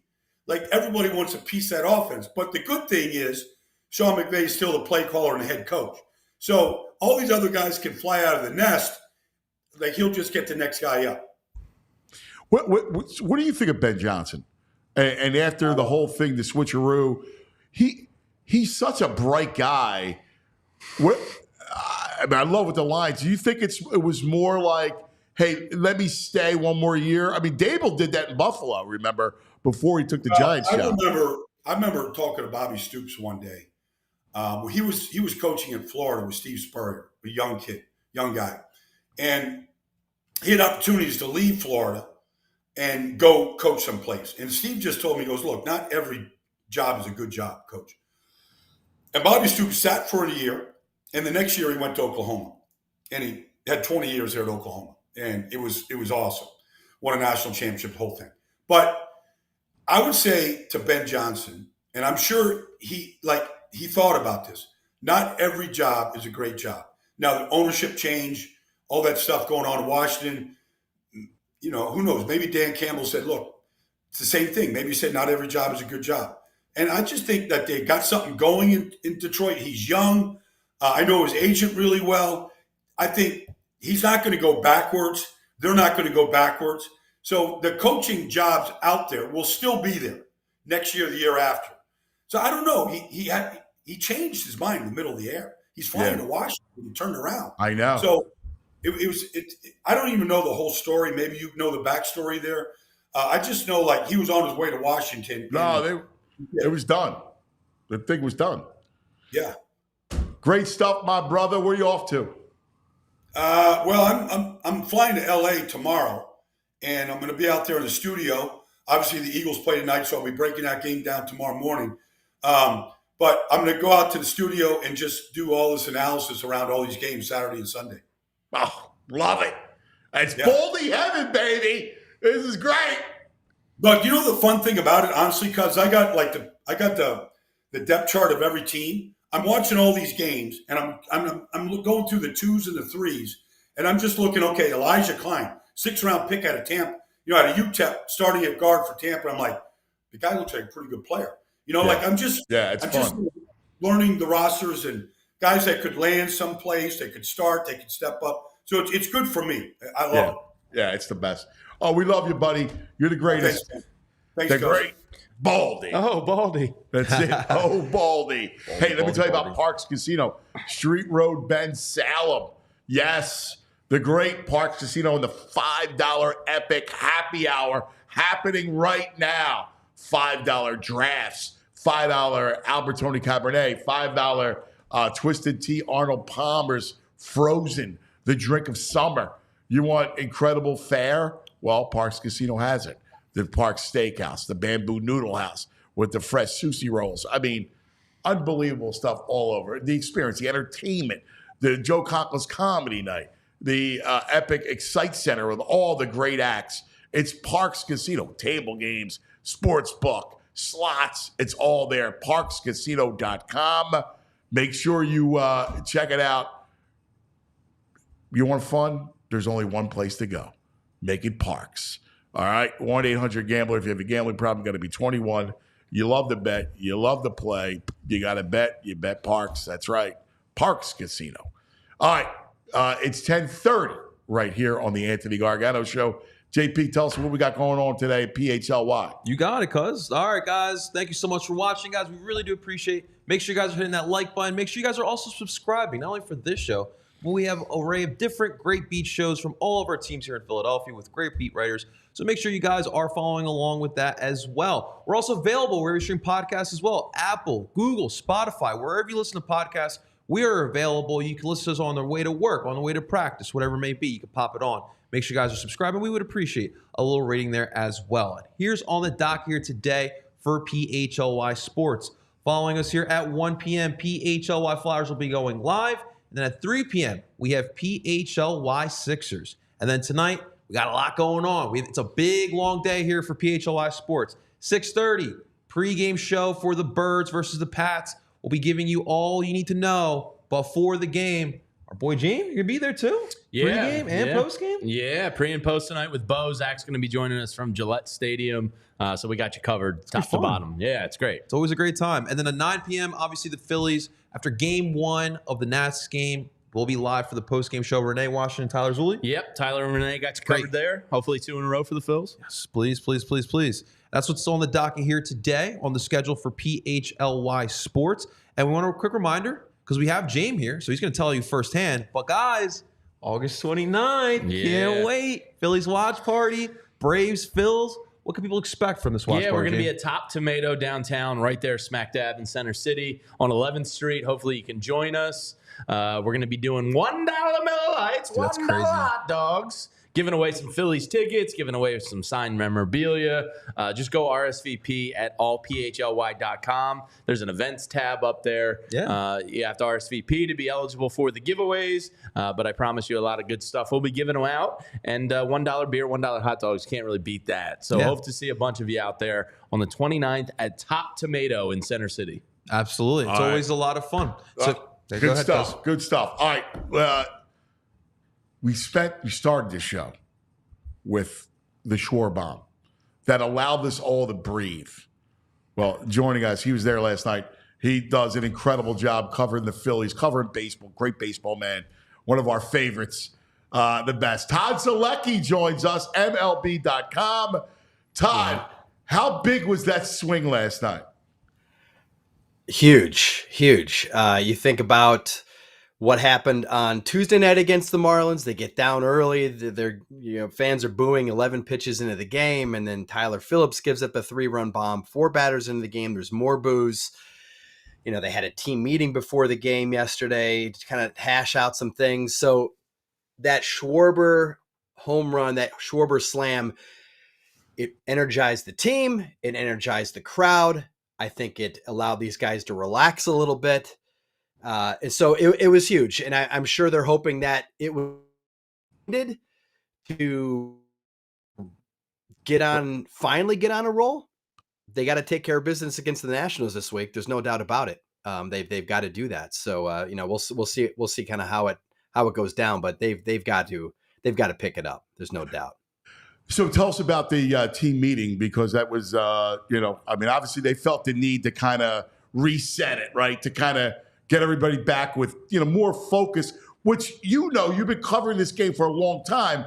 August, you hit those spots in August. They call it the dog days for a reason. That cliche is legit. Sometimes you need a refocus, a reset. Yeah, you definitely need to reset, refocus.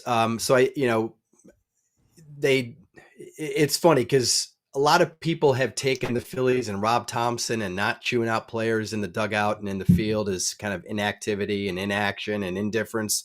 But I disagree with that. I think that, they just believe in the group, but they get together yesterday before the game and they talk. And, it's funny. And this, right? Like what happens in this clubhouse stays in the clubhouse.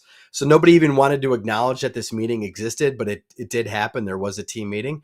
And I think they just kind of wanted to reset, gather everybody together, say, listen, we're a very good team. We're not as bad as we played.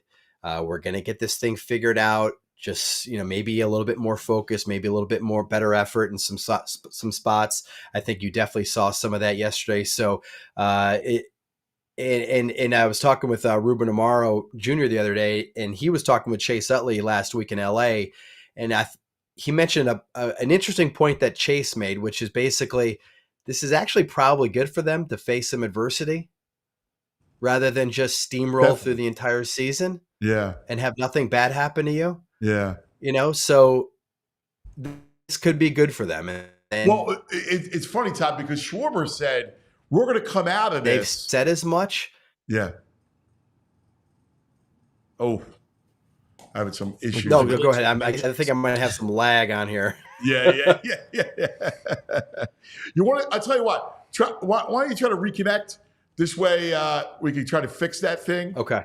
And sometimes, I agree with what Todd said. Sometimes it is better for you to go through that certain turmoil is good for you. Sure. I mean, would you rather have it in the dog days of August or game 6 and 7 of the NLCS at home? So last year, like Turner right now, and his chase rate out of the zone is skyrocketing, and the amount of sliders low and away they're throwing them are skyrocketing. It's almost exactly what happened in game 6 and 7 last year in the NLCS, except he's going through it now. So hopefully that means he can correct it so that it doesn't happen come playoff time. Yeah. All right. I think we got Todd back. All right. Yeah. And Schwarber said, Todd, that, we're going to come out of this. This was before yesterday, that we're going to come out of this and we're going to be better for it. And it kind of echoes what Chase told Ruben. Yeah, I think so. And I'll be honest with you, I'm not worried about this team. It's not like, this is the 2012 Phillies where they're kind of on their last legs. I think a lot of these guys are still in their prime. I think most of them are all still in their prime. Wheeler, Harper, Turner, Schwarber, Nola, all those guys. It's not like if they don't win this year, they're screwed and you got to blow up the team. I think the window is still a little bit longer than that. So the poor play the last 2 months doesn't have me overly concerned. It's not good. You need it to be better. It needs to get better fast because you don't want them to all of a sudden be the third division winner and have to play a wild card series against the number 6 seed in the NL. You don't want that. You want to get a first round bye. But I do, so for all those reasons, I think that they'll be okay. I really do. Now, you might be calling me a month from now. We might be talking a month from now going, hey, what happened to they're going to be fine? I mean, listen, I feel the same way. I think they'll be okay. Yeah, I do. Listen, I echo you. I've been saying this, that I'm not panicked, that this is still a good club. To me, I worry about one thing, because I think he's the most important person on a run, and that's Ranger Suarez. I think he's paramount to any kind of playoff Red October run, that you need him to be the third starter, and you need him to be that guy because he's vital. Their rotation, part of it's coincided, this funk, with the rotation. I mean, the fact that you just tried out Walker and Phillips the last 2 days. I mean, their rotation was lights out. They need Suarez back. They need Suarez back, and he needs to not only come back, he needs to pitch like he pitched the first 2.5 months out of the season when he made the All-Star team. He can't be the guy. He can't come out and be 5 innings, 4 runs. But you think about this rotation was its strength, I believe, the first couple months of the season, and they've fallen off, because Suarez has been hurt. Spencer Turnbull got hurt. So they've really had to dig into the rotation depth. Tyler Phillips did a really nice job his first few starts. He threw a shutout. He's struggled a little bit recently. He talked last night how he's got to get that edge back. He's lost that edge. Taijuan Walker, boy, I don't know how long the leash is going to be there, but you're going to bump him out for Tyler Phillips at some point. The thing with Taijuan Walker that has me concerned is that they keep talking about his velocity is coming back and his command is back and his splitter looks better, but you really haven't seen great results yet. So, I mean, but I will say this about he had no command. Right. And I will say this about Taijuan Walker, and it's kind of in relation to, I get a lot of like Garrett Stubbs questions. The biggest issues facing this team right now, and I hope this makes sense, is not the number 5 starter and the backup catcher. Like if the top 4 hitters in the lineup are doing their job, if the top 4 starters in the rotation are doing their job, if the top 4 relievers in the bullpen are doing their job, they can get by with the number 5 starter and the backup catcher. So I think the focus needs to be kind of elsewhere on what's going on with this struggle. Trey Turner's been struggling. That Turner funk, I was going to bring this up to you. The Turner funk surprised me because he looked like he was locked in, real consistent. Now, I don't know if, he felt like he needed to do more. And sometimes when you press to do more, it'll throw you off and throw you into a funk. Yeah, I don't know what's going on there, Ant. There's definitely, he says he's healthy, but he's not running hard all the time. It seems like he's a little nervous about blowing out the hammy again because he knows if he blows out the hammy, his season could be over. Yeah. He seems to be taking his struggles offensively into the field, and it's affecting his defense. And so you're really not getting anything close to resembling the version of Trey Turner that you think that you should have on the field. And that's a big problem right now. So they sat him last night. Rob Thompson says he can be back in the lineup tonight, but they need to get him going. He's their 2-hole hitter, so they got to get him going, and he is, as important as Bryce Harper is and as important as Kyle Schwarber is, you get a guy that's hitting 350 that can run like crazy. That's what a catalyst it is for the offense. Hey, Todd, how much concern internally is there about Jose Alvarado? His K rate has drastically decreased from even points earlier this season, and he's just not throwing strikes like he needs to. Is there some concern internally? I don't know if it's concern, but they're aware that there's a problem. I think it might be a little bit of a confidence thing. They've talked about, honestly, a lot of the relievers just not attacking the strike zone as much. Not trusting their stuff as much, and that might be a thing with Alvarado. Last night was better, so maybe and Jeff Hoffman was better last night. Maybe that kind of gets him going. I think a lot of these issues really is just kind of like everything seems to be going bad at once, and a lot of these guys are kind of fighting themselves, and a lot of them have also talked about trying to do too much, trying to do more than they can, affect more change than they can affect. So, but last night it was funny. I was talking with Jeff Hoffman after the game. It went from Strom to Hoffman to Alvarado to Estevez, and they all pitched a scoreless inning. And I said, well, it's the first time you guys have done that together. And Jeff Hoffman's like, yeah, that's kind of how it's supposed to be. Yeah. We're supposed to go out there and we're supposed to put up zeros. That's kind of how they drew it up when they got Estevez, and so that, if they can get back to that, now you can get by maybe with the Taijuan Walker.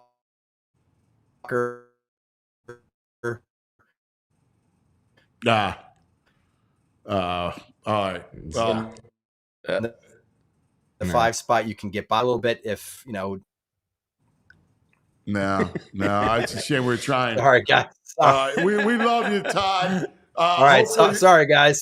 It's okay. No, good. We love you, man. You're the best. Todd Zolecki, MLB.com. All right. So every once in a while, our internet fails. Yeah. Got all technology. And, it's all about the best laid plans, Yeah. But listen, to get back to it, that is how it should work. Oh, yeah. And, that's a plus for this team, right, if those guys are doing what they're supposed to do. That's what they have to do. And the other thing, too, is, it goes back to the rotation. Like, I'm a big believer. I think Ranger and Sanchez. He's the X factor, Ranger. I'm with you. Ranger's the whole run is about Ranger. It really is. And hopefully the troubles were because of the back. I really want to believe that. Hopefully it's not a comeback to earth. And no, I don't expect him to be a 2.2 ERA guy. Right. But if he can hang around a 2.8, 3, then you're up there with the best rotations in baseball. The Dodgers just got Buehler back. Yamamoto's close to returning. Dude, they're scary. Glass now. And by the way, Flaherty. Yeah. And Jack Flaherty's our third, and now Buehler's the fourth. So, it's No, you need Rangers is paramount. That's what I've been saying. Like, listen, their bats will come around. Like, Sure. I do believe that their bats will come around. They're too good of a lineup. We've seen the funks. People go, well, it disappeared in Arizona. You know what? They started pitching it backwards, and sometimes you have 2 games where your bats are asleep. And unfortunately, it was game 6 and 7, right? But like that wasn't a prolonged funk. No, they're listen, baseball. This is the nature of that sport.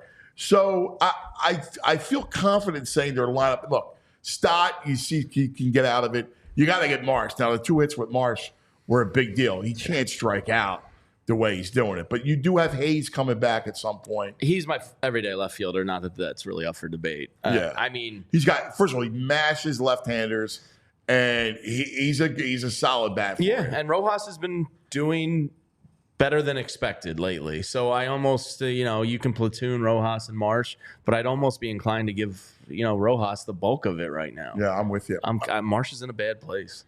Yeah. Oof. All right, coming up, we're going to have Jamie's World.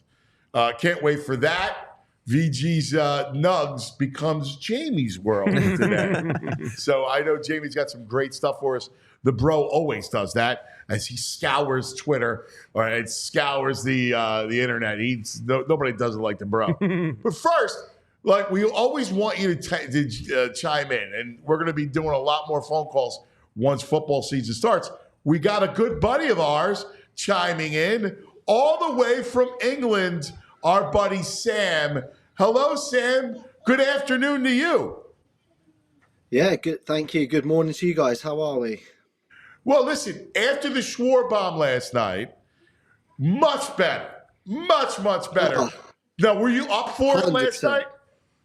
What's that? Were you up for it last night? Were you awake?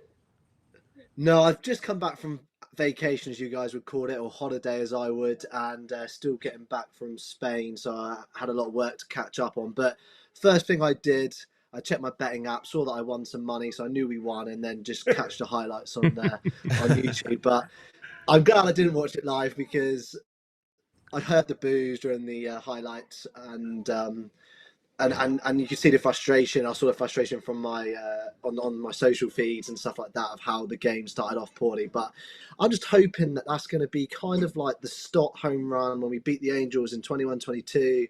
Went on that run, and then obviously went to the World Series. But hopefully this time go one better and actually win it. So I'm hoping that we get some vibes from that, and hopefully the team go on and actually win something this year, because that start of the year was so good. The vibe going into London was great, and then since London or All-Star break, we have been really poor, and it's been such a shame because we look so good, and I just didn't want it to turn into an Eagles season. They're good, Sammy. Don't freak out, man. They're good. They're a good club. I mean, I know we've been saying it. Relax, it's baseball. But they are good, and there will be a run.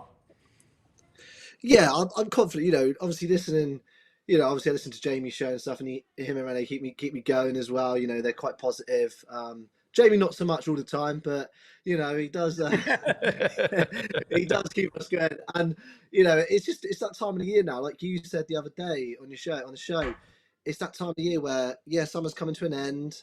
It's fall or coming up, and you got football coming around. We're buzzing for the Eagles now. The defense sounds like it's much better. Cooper DeJean looks like he's going to be legit, and you just want the Phillies to do well. You want to be going into the NFL season with the Phillies hitting the postseason, the Eagles starting off well, the Sixers buzz still going, because obviously now we've got our boy PG in, and that's what we want. We want those 3 teams doing really well, and obviously the Flyers, but I know they're in rebuild mode, and that's all we ask for as Philly sports fans, is just for that to happen. And it's not much to ask for in a city that gives so much to its sports team. So I'm looking forward to the Eagles season, and I think the Phillies just got to keep me going till then. And if we can go on this run now, Wheeler should do it tonight, shouldn't he? So we should go on a little run now. I love it, Sammy. Man, you know what's amazing? Sammy's connection is better than Todd. Across the ocean. It's English Wi-Fi. I got to tell you. So, real quick, I'm going to ask you, Brazil, what time? What time's kickoff in England? Because of the time difference. It's a 4-hour time difference. So I think it's about 1:15 or 12:15 for me. So I'll be up watching it's on a Friday night, so it's better than the Monday night football, Thursday night football, and I have to take the day off the next day, and then little Joel or Iverson waking me up super early after the long night when I go to sleep at 5 a.m. I love it, man. You're awesome. The best. Great 4 for 4, man. It's great seeing you, Sammy. All right? Don't be a stranger, because come football season, we got to get you on regularly, all right? I'll be on regular, I promise you, and I'm hoping to come over around Christmas time to visit my friends, so and hopefully get some... you'll be here. You come to PHLY, hang with us. I will indeed. Cheers, guys. See you, buddy. Cheers, Sam. There he is, Sam from England. We're going to be doing much more calls, much more integration. I love the video calls. It's like a TMZ thing. Let's go to talk about, Dr. Dre. Dr. Dre's going to come up. Well, let's do it, man. Yeah. We don't have an opening for you, but we will build one. Let's just call it Jamie's World. It sounds like an amusement park. Yeah. I'm excited for it. All right, so the first one I saw yesterday online, and I was enthralled. It was 2 minutes of baseball porn, and I thought of you right away. This was. I appreciate that, brother. Yeah, baseball porn. I thought of baseball porn. I want to be thought of that. So it was MLB Network's piece, and what they did was they gave an at-bat from the early 90s, Greg Maddux versus Barry Bonds. Wow. Now, they had them in separate locations filming their reaction to the pitch and the AB, and then they synced it. And to see the level of intellect from Maddux and Bonds, two of the best. I mean, you can make the case that Barry Bonds is the greatest player ever. Greatest I've ever watched. I mean, Greg Maddux, definitely one of the top 5 pitchers I've ever seen with my own 2 eyes. So to see their chess match, it's a quick video from MLB Network, but I thought it was absolutely awesome, and we have it for you here. In a great era of baseball, too.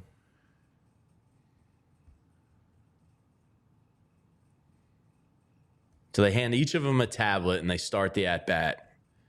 Barry Bonds looks good, by the way. He said he's in his 60s. He looks great. His arms are still big. Like, my man, no joke. Still on that Balco drip. Somebody, so you're going to try to get him out.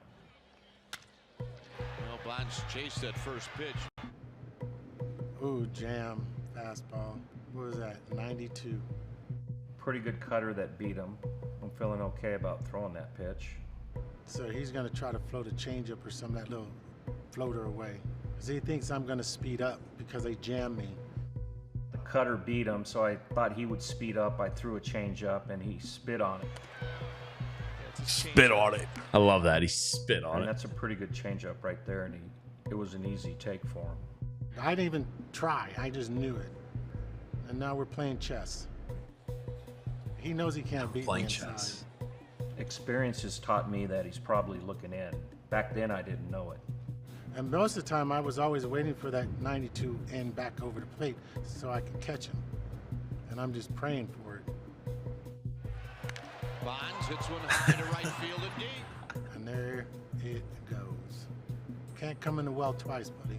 You just can't do it. And Greg knows, because I always have this saying, you cannot come in the penthouse without an invite. I mean, that's a good pitch, believe it or not. It's an executed pitch, but obviously it's the wrong pitch to throw. That's one you got to put in the memory bank and try not to ever throw it right there again to him.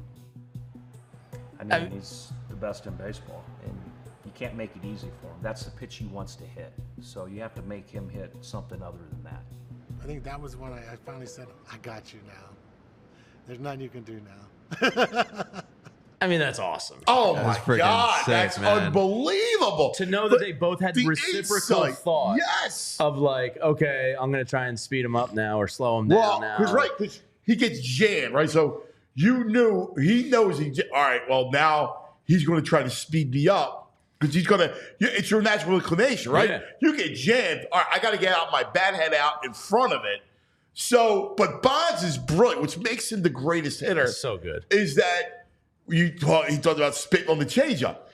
He knew spit on it. So he knew that Maddux was going to try to speed him up, right? So he knew the changeup was coming, which is why, because that pitch was a good pitch. So you can mentally chill. Right, like if you looked at that pitch, this is why, dude, I love it, right? The entire Phillies team is swinging at that pitch. Yes, yes, yeah. Yes. You're going to see it coming out of his hand. It's going to look so appetizing, right? Mm-hmm. You're going to swipe at it. Yeah. But he knew, oh, man, he's not throwing me anything, right? So he didn't even flinch. And then after that, he's got you, right? Because now it's like, damn, man, what am I going to throw him? And he got exactly what he wanted. Yes. You can't come to the penthouse without an invitation. That's freaking awesome. I mean, two of the best ever to do it, just to see them simultaneously. I love that stuff. Does MLB Network have more of that? I don't know, but I would watch like 4 hours. That's really good stuff. That's awesome. That was a great job by MLB Network on that one. So I knew you I would love that. MLB Network. I think So they do a good I'm job. a Hulu live TV guy, and they just got MLB Network back before this season, and I was like in heaven. Yeah. I love it. It's a great network. Yeah, it's awesome. I knew you would like that one. Oh, my God, I love it. All right, next up for you. You're not a Mayo man, right? I hate skeeve it. Yeah, you vehemently. I skeeve. I producer. I skeeve it. Can you watch the Mayo Bowl when they have people like spooning up? No, I can't. That's so gross. It's very gross. And then I'm when pro they Mayo. douse you with the mayo, oh my God! I'm a pro Mayo guy. I like it on my turkey. I like a little mayo. Yeah, I don't go You crazy like the with mayo? it. Sometimes. You know what's crazy good? about You it. actually marinate chicken in it, and it crisps up the skin real nice when you grill it. I know this I'm a is mustard too on much the for chicken you. guy. Mayo on a burger is good too. I like mayo Yeah, a on little burger. mayo ketchup aioli action. Yeah, there you go. Mike, Anyway. The aioli. You're an aioli man. Big aioli man. I know you are. Yeah. Fancy. So, would you consider wearing it as a fragrance?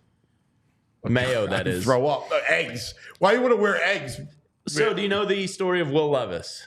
So tell me the So back at Penn State, before he transferred to Kentucky, he was caught putting mayo in his coffee, which is actually a move I believe Jim Salisbury pulled back in the day when the press box didn't have creamers. So this is people do it. I think it's gross. I didn't know it's gross this. too, but it is a quasi substitute for cream. So Will Levis did it. The other weird thing he did was no mayo in this. he used to eat bananas whole. He wouldn't take the peel off. He would just bite through the peel on the banana. That's got to be disgusting. Yeah, it sounds gross. This guy's poops have got to be wild. So he's a bit of a freak, right? Like he's got this mayo thing. He's eating bananas. I whole. like it. It must be a murder scene. That's where Jamie's Jamie's head goes to.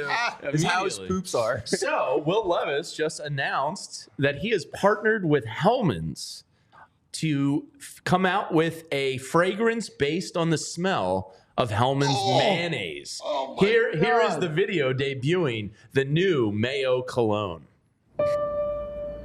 It's pretty funny. I gotta give him that. And he's leaning into the weirdness. They try to define you,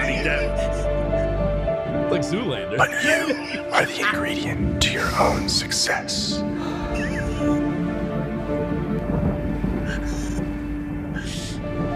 Luscious, eggy, smell like greatness.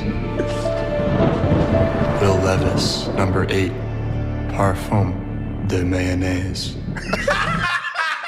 See, from a marketing standpoint, It's genius. it's brilliant. It's genius. I mean, Adam Schefter's tweeting about Yeah, it. NFL's talking about yeah. it. So, according to Hellman's, the scent is going to have hints of tart lemon, coffee, musk, vanilla, and something the company is calling a mayonnaise accord. That's how his locker room had to rip him. No, That's he's awesome. getting that big mayo Oh, money, my man. God, He's you a kidding king, me? man. Yeah. That was hilarious. That though. is funny stuff. That's awesome. He's It's actually great. Yeah, he's got big mayo money now. Yeah, So yeah. good for God Will bless. Levis, man. Listen, I'm with Mayo you, man. That's good stuff. Yeah. So if you need any gag gifts this Christmas, maybe a mayo cologne to Makes Cousin sense. Joey. Like you know. You think Cousin Joey's rocking the mayo cologne? Cousin Joey has no interest in that. So that was a good one. Now, the next story, we are not ready for the future, Anthony. We are not ready for the future. Waymo, are you familiar with Waymo? Yeah, the cars. The self-driving Google cars out there. Well, San Francisco residents are up in arms because by some high-rise apartments is a Waymo parking lot. And a lot of people have been woken up at 4 a.m. recently because Waymos are self-driving and parking themselves and also triggering each other's alarms. Oh, my God. That's So they have these Waymo lots in San my Fran God. that are beeping crazy in the middle of the night and waking up residents all over the place. By the way, we want to thank you here at PHLY for hanging out with us every morning, 9 to 11, the Anthony Gargano Show, and then a slew of incredible shows, Phillies, Flyers, Sixers, Eagles, all kinds of stuff for you guys. So we appreciate that. Yeah, and Andrew has a video of the Waymos going nuts at 4 a.m. We are not ready for the future yet. AI and all this stuff. We need to ease into this a little bit more. It's an entire Waymo lot. Oh, my God. At 4 a.m. Could you imagine waking up to that? I'd be pissed. I would be filled so with pissed. rage. So I'll tell you a great story. Want to hear a great story? Yeah, Oh, my course. God, cuz. So there was a guy who was a character in South Philly. Jimmy Head? No. Anyway, a girl's car alarm. She just bought this brand new car, right? And her car alarm kept going off. No. Right? What are you about to So, and you know, like in the neighborhood, it's quiet, right? In the middle of the night, real the whole quiet, thing, yeah. especially in the morning, right? Yeah. People, the whole, you know. So the car alarm kept going off for like 3 nights in a row. So finally, this one dude comes out of the house with a gun and shoots up the car I knew you were about to say something like that. to get the alarm to stop. I thought you were saying he came out with a bat. He started beating No, it was a gun. Did it that he work? Shot. Did the alarm go off? Yeah. Well, Poor girl, you know. Imagine walking out and your car's all shot up. Yeah. Well, you know, That's wake the up and car hear your own yeah. alarm. You know, But hearing that Waymo lot, my God. oh man, It's scary. I couldn't handle That's that. frightening. Tesla's freaked me out too. So Charles Barkley, we all know, is the absolute man, the coolest dude in the world. He's just genuine. We've met him several times, and he's the best. What he did recently is incredibly admirable, especially in this greedy, capitalistic world we live in. He was on with Dan Le Batard just the other day, and Dan Le Batard said it must have been really cool to be a free agent and be Charles Barkley at this time. And he said, yeah, it was humbling and flattering, and it was awesome. And Dan said, well, how much money did you leave on the table to stay with Turner, Charles? You know, if you don't mind sharing. And Charles, here's the video. We can just play it for you so you can hear it from himself. But he found the jobs and the wellness of the Turner staff more important than a lot of money. And you were critical of Kerr, and you said that that team should not be tested. And Kendrick Perkins said that was an asinine take. That of course they should first be of all, tested. don't bring up a guy who averages 5 points a game. I'm not going to stoop to his level. You average 5 points a game. Shut the hell up. Yeah, that might be a different video. That's it right. could be my mistake. But basically, he answered. He said, I left easily $100 million on the table to stay with Turner so that the employees could have a job for another year. Wow. God bless him. He's the best. Could you imagine doing like how many people? Nobody. You know, like that's nobody. That's and especially working in media, like it kind of hit home how cool that is. Yeah. Charles is just the best. And then the last story, archery in 2028 in Los Angeles. You know who wants to captain the Team USA archery team? Who's that? Well, that would be one Dr. Dre. This is hilarious. Dr. Dre. Dr. Dre is, quote, dead ass serious about being on the archery team in 2028. Now, he was recently on Entertainment Tonight doing a hit from his house, and he performed with Snoop at the LA closing ceremonies, the handover and all that. And he's excited as an LA resident for it to come back. And, you know, she said, the host said, if you were to do one sport, like what would it be? And he was like, oh, archery. He's like, I started it. Wow. I started in junior high, and I kind of fell off once I got into music. But my son recently got me a set. Get out of here. And he's like, I went back in the backyard, and he's like, I shoot every day. I love it. He said the Olympic distance is 77 feet. He said, I usually practice and shoot from 90 feet. Wow. So this ain't no thing for me. And the woman from ET was like, are you serious? Like, I'm not going to doubt you. You're Dr. Dre. And he was like, oh, I'm dead ass serious. So he wants to try and compete for the USA archery. I came to bring the 2028. I came to bring the hardcore from the brain. Go inside my astral plane. Find out my Yes. Yeah. So there he is in his backyard with his archery set, practicing and getting ready for the Olympics in 2028. Oh man, look at that. How cool would that be? Dr. Dre that's is cool. That's awesome. If Dr. Dre's leading the archery team for an Olympic gold, I know. That is awesome. I know. Let's go, Dr. Dre. Get it done. Oh my God, that's cool. That's a great story. Yeah. I like Jamie's World. I love Jamie's World. Jamie's World and VG's Nugs together is unbelievable. They're fun. They're good stuff. It's ridiculous. Real quick, cuz you want a little back in the day moment there. Yes, give me some back in the day moment brought to you by Rite Aid. So, guys, 5 years ago today, it was Bryce Harper's first real moment with the Phillies. set the scene a little bit. Bottom of the ninth, 2-2. Bases loaded. Here comes Bryce Harper. Rips one in the right. Grand slam. And obviously Bryce Harper just steamrolling all these bases. The helmet falls off. So that's your back in the day moment. 5 years ago today, the grand slam against the Cubbies. I remember that. That was fun. That was a great moment. Kind of wild. It's been 5 years. I know, already. right? Damn. Time flies. Yeah, it feels, but it does and it doesn't. It also feels like Bryce has always been here, even though the imagery of him as a young national, like we all remember him in Washington as a young player. But he just feels like a Philly. So there was a really interesting thing. Jimmy Rollins and Chase Utley, or Jimmy Rollins and Ryan Howard's podcast, 611 podcast yesterday, had Chase Utley on, and they asked Chase about Bryce, and I thought his answer was interesting. He's like, he's already kind of exceeded my expectations because he plays that kind of Utley way, like hard, aggressive, maybe not as smart as Utley all the time, but definitely hard and gritty. And he said, my biggest concern when I found out that they signed him was he going to be able to keep that level of what Philly loves, like that dirt dog mentality, the busting it on every play, you know? And he said, could he keep that up for the entire length of the contract? That was Utley's concern about him, not his quality of play. Oh, that's fascinating. Because he knows the fans so well. Yeah. And like, you don't want the fans to start turning on you if you start dogging it. Right. And Utley was like, and he's exceeded it. He's like, look, he's getting up there in age a little bit. It's a little harder to do when you're an older player. And he's like, he's met every expectation I've had in that regard. And I was like, damn, that's like a blessing from Chase. Like, that's pretty cool. I mean, Bryce. He's the best. You know, he just is.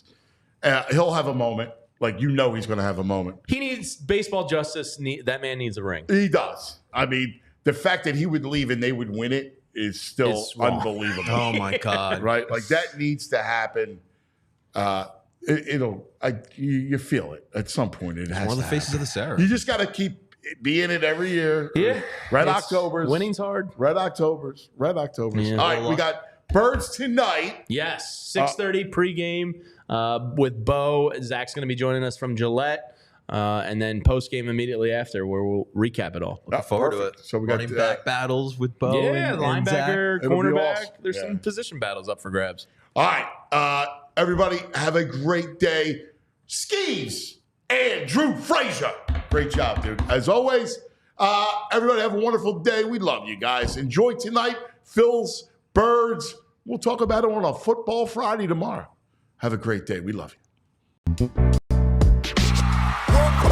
We all silly like the mayor.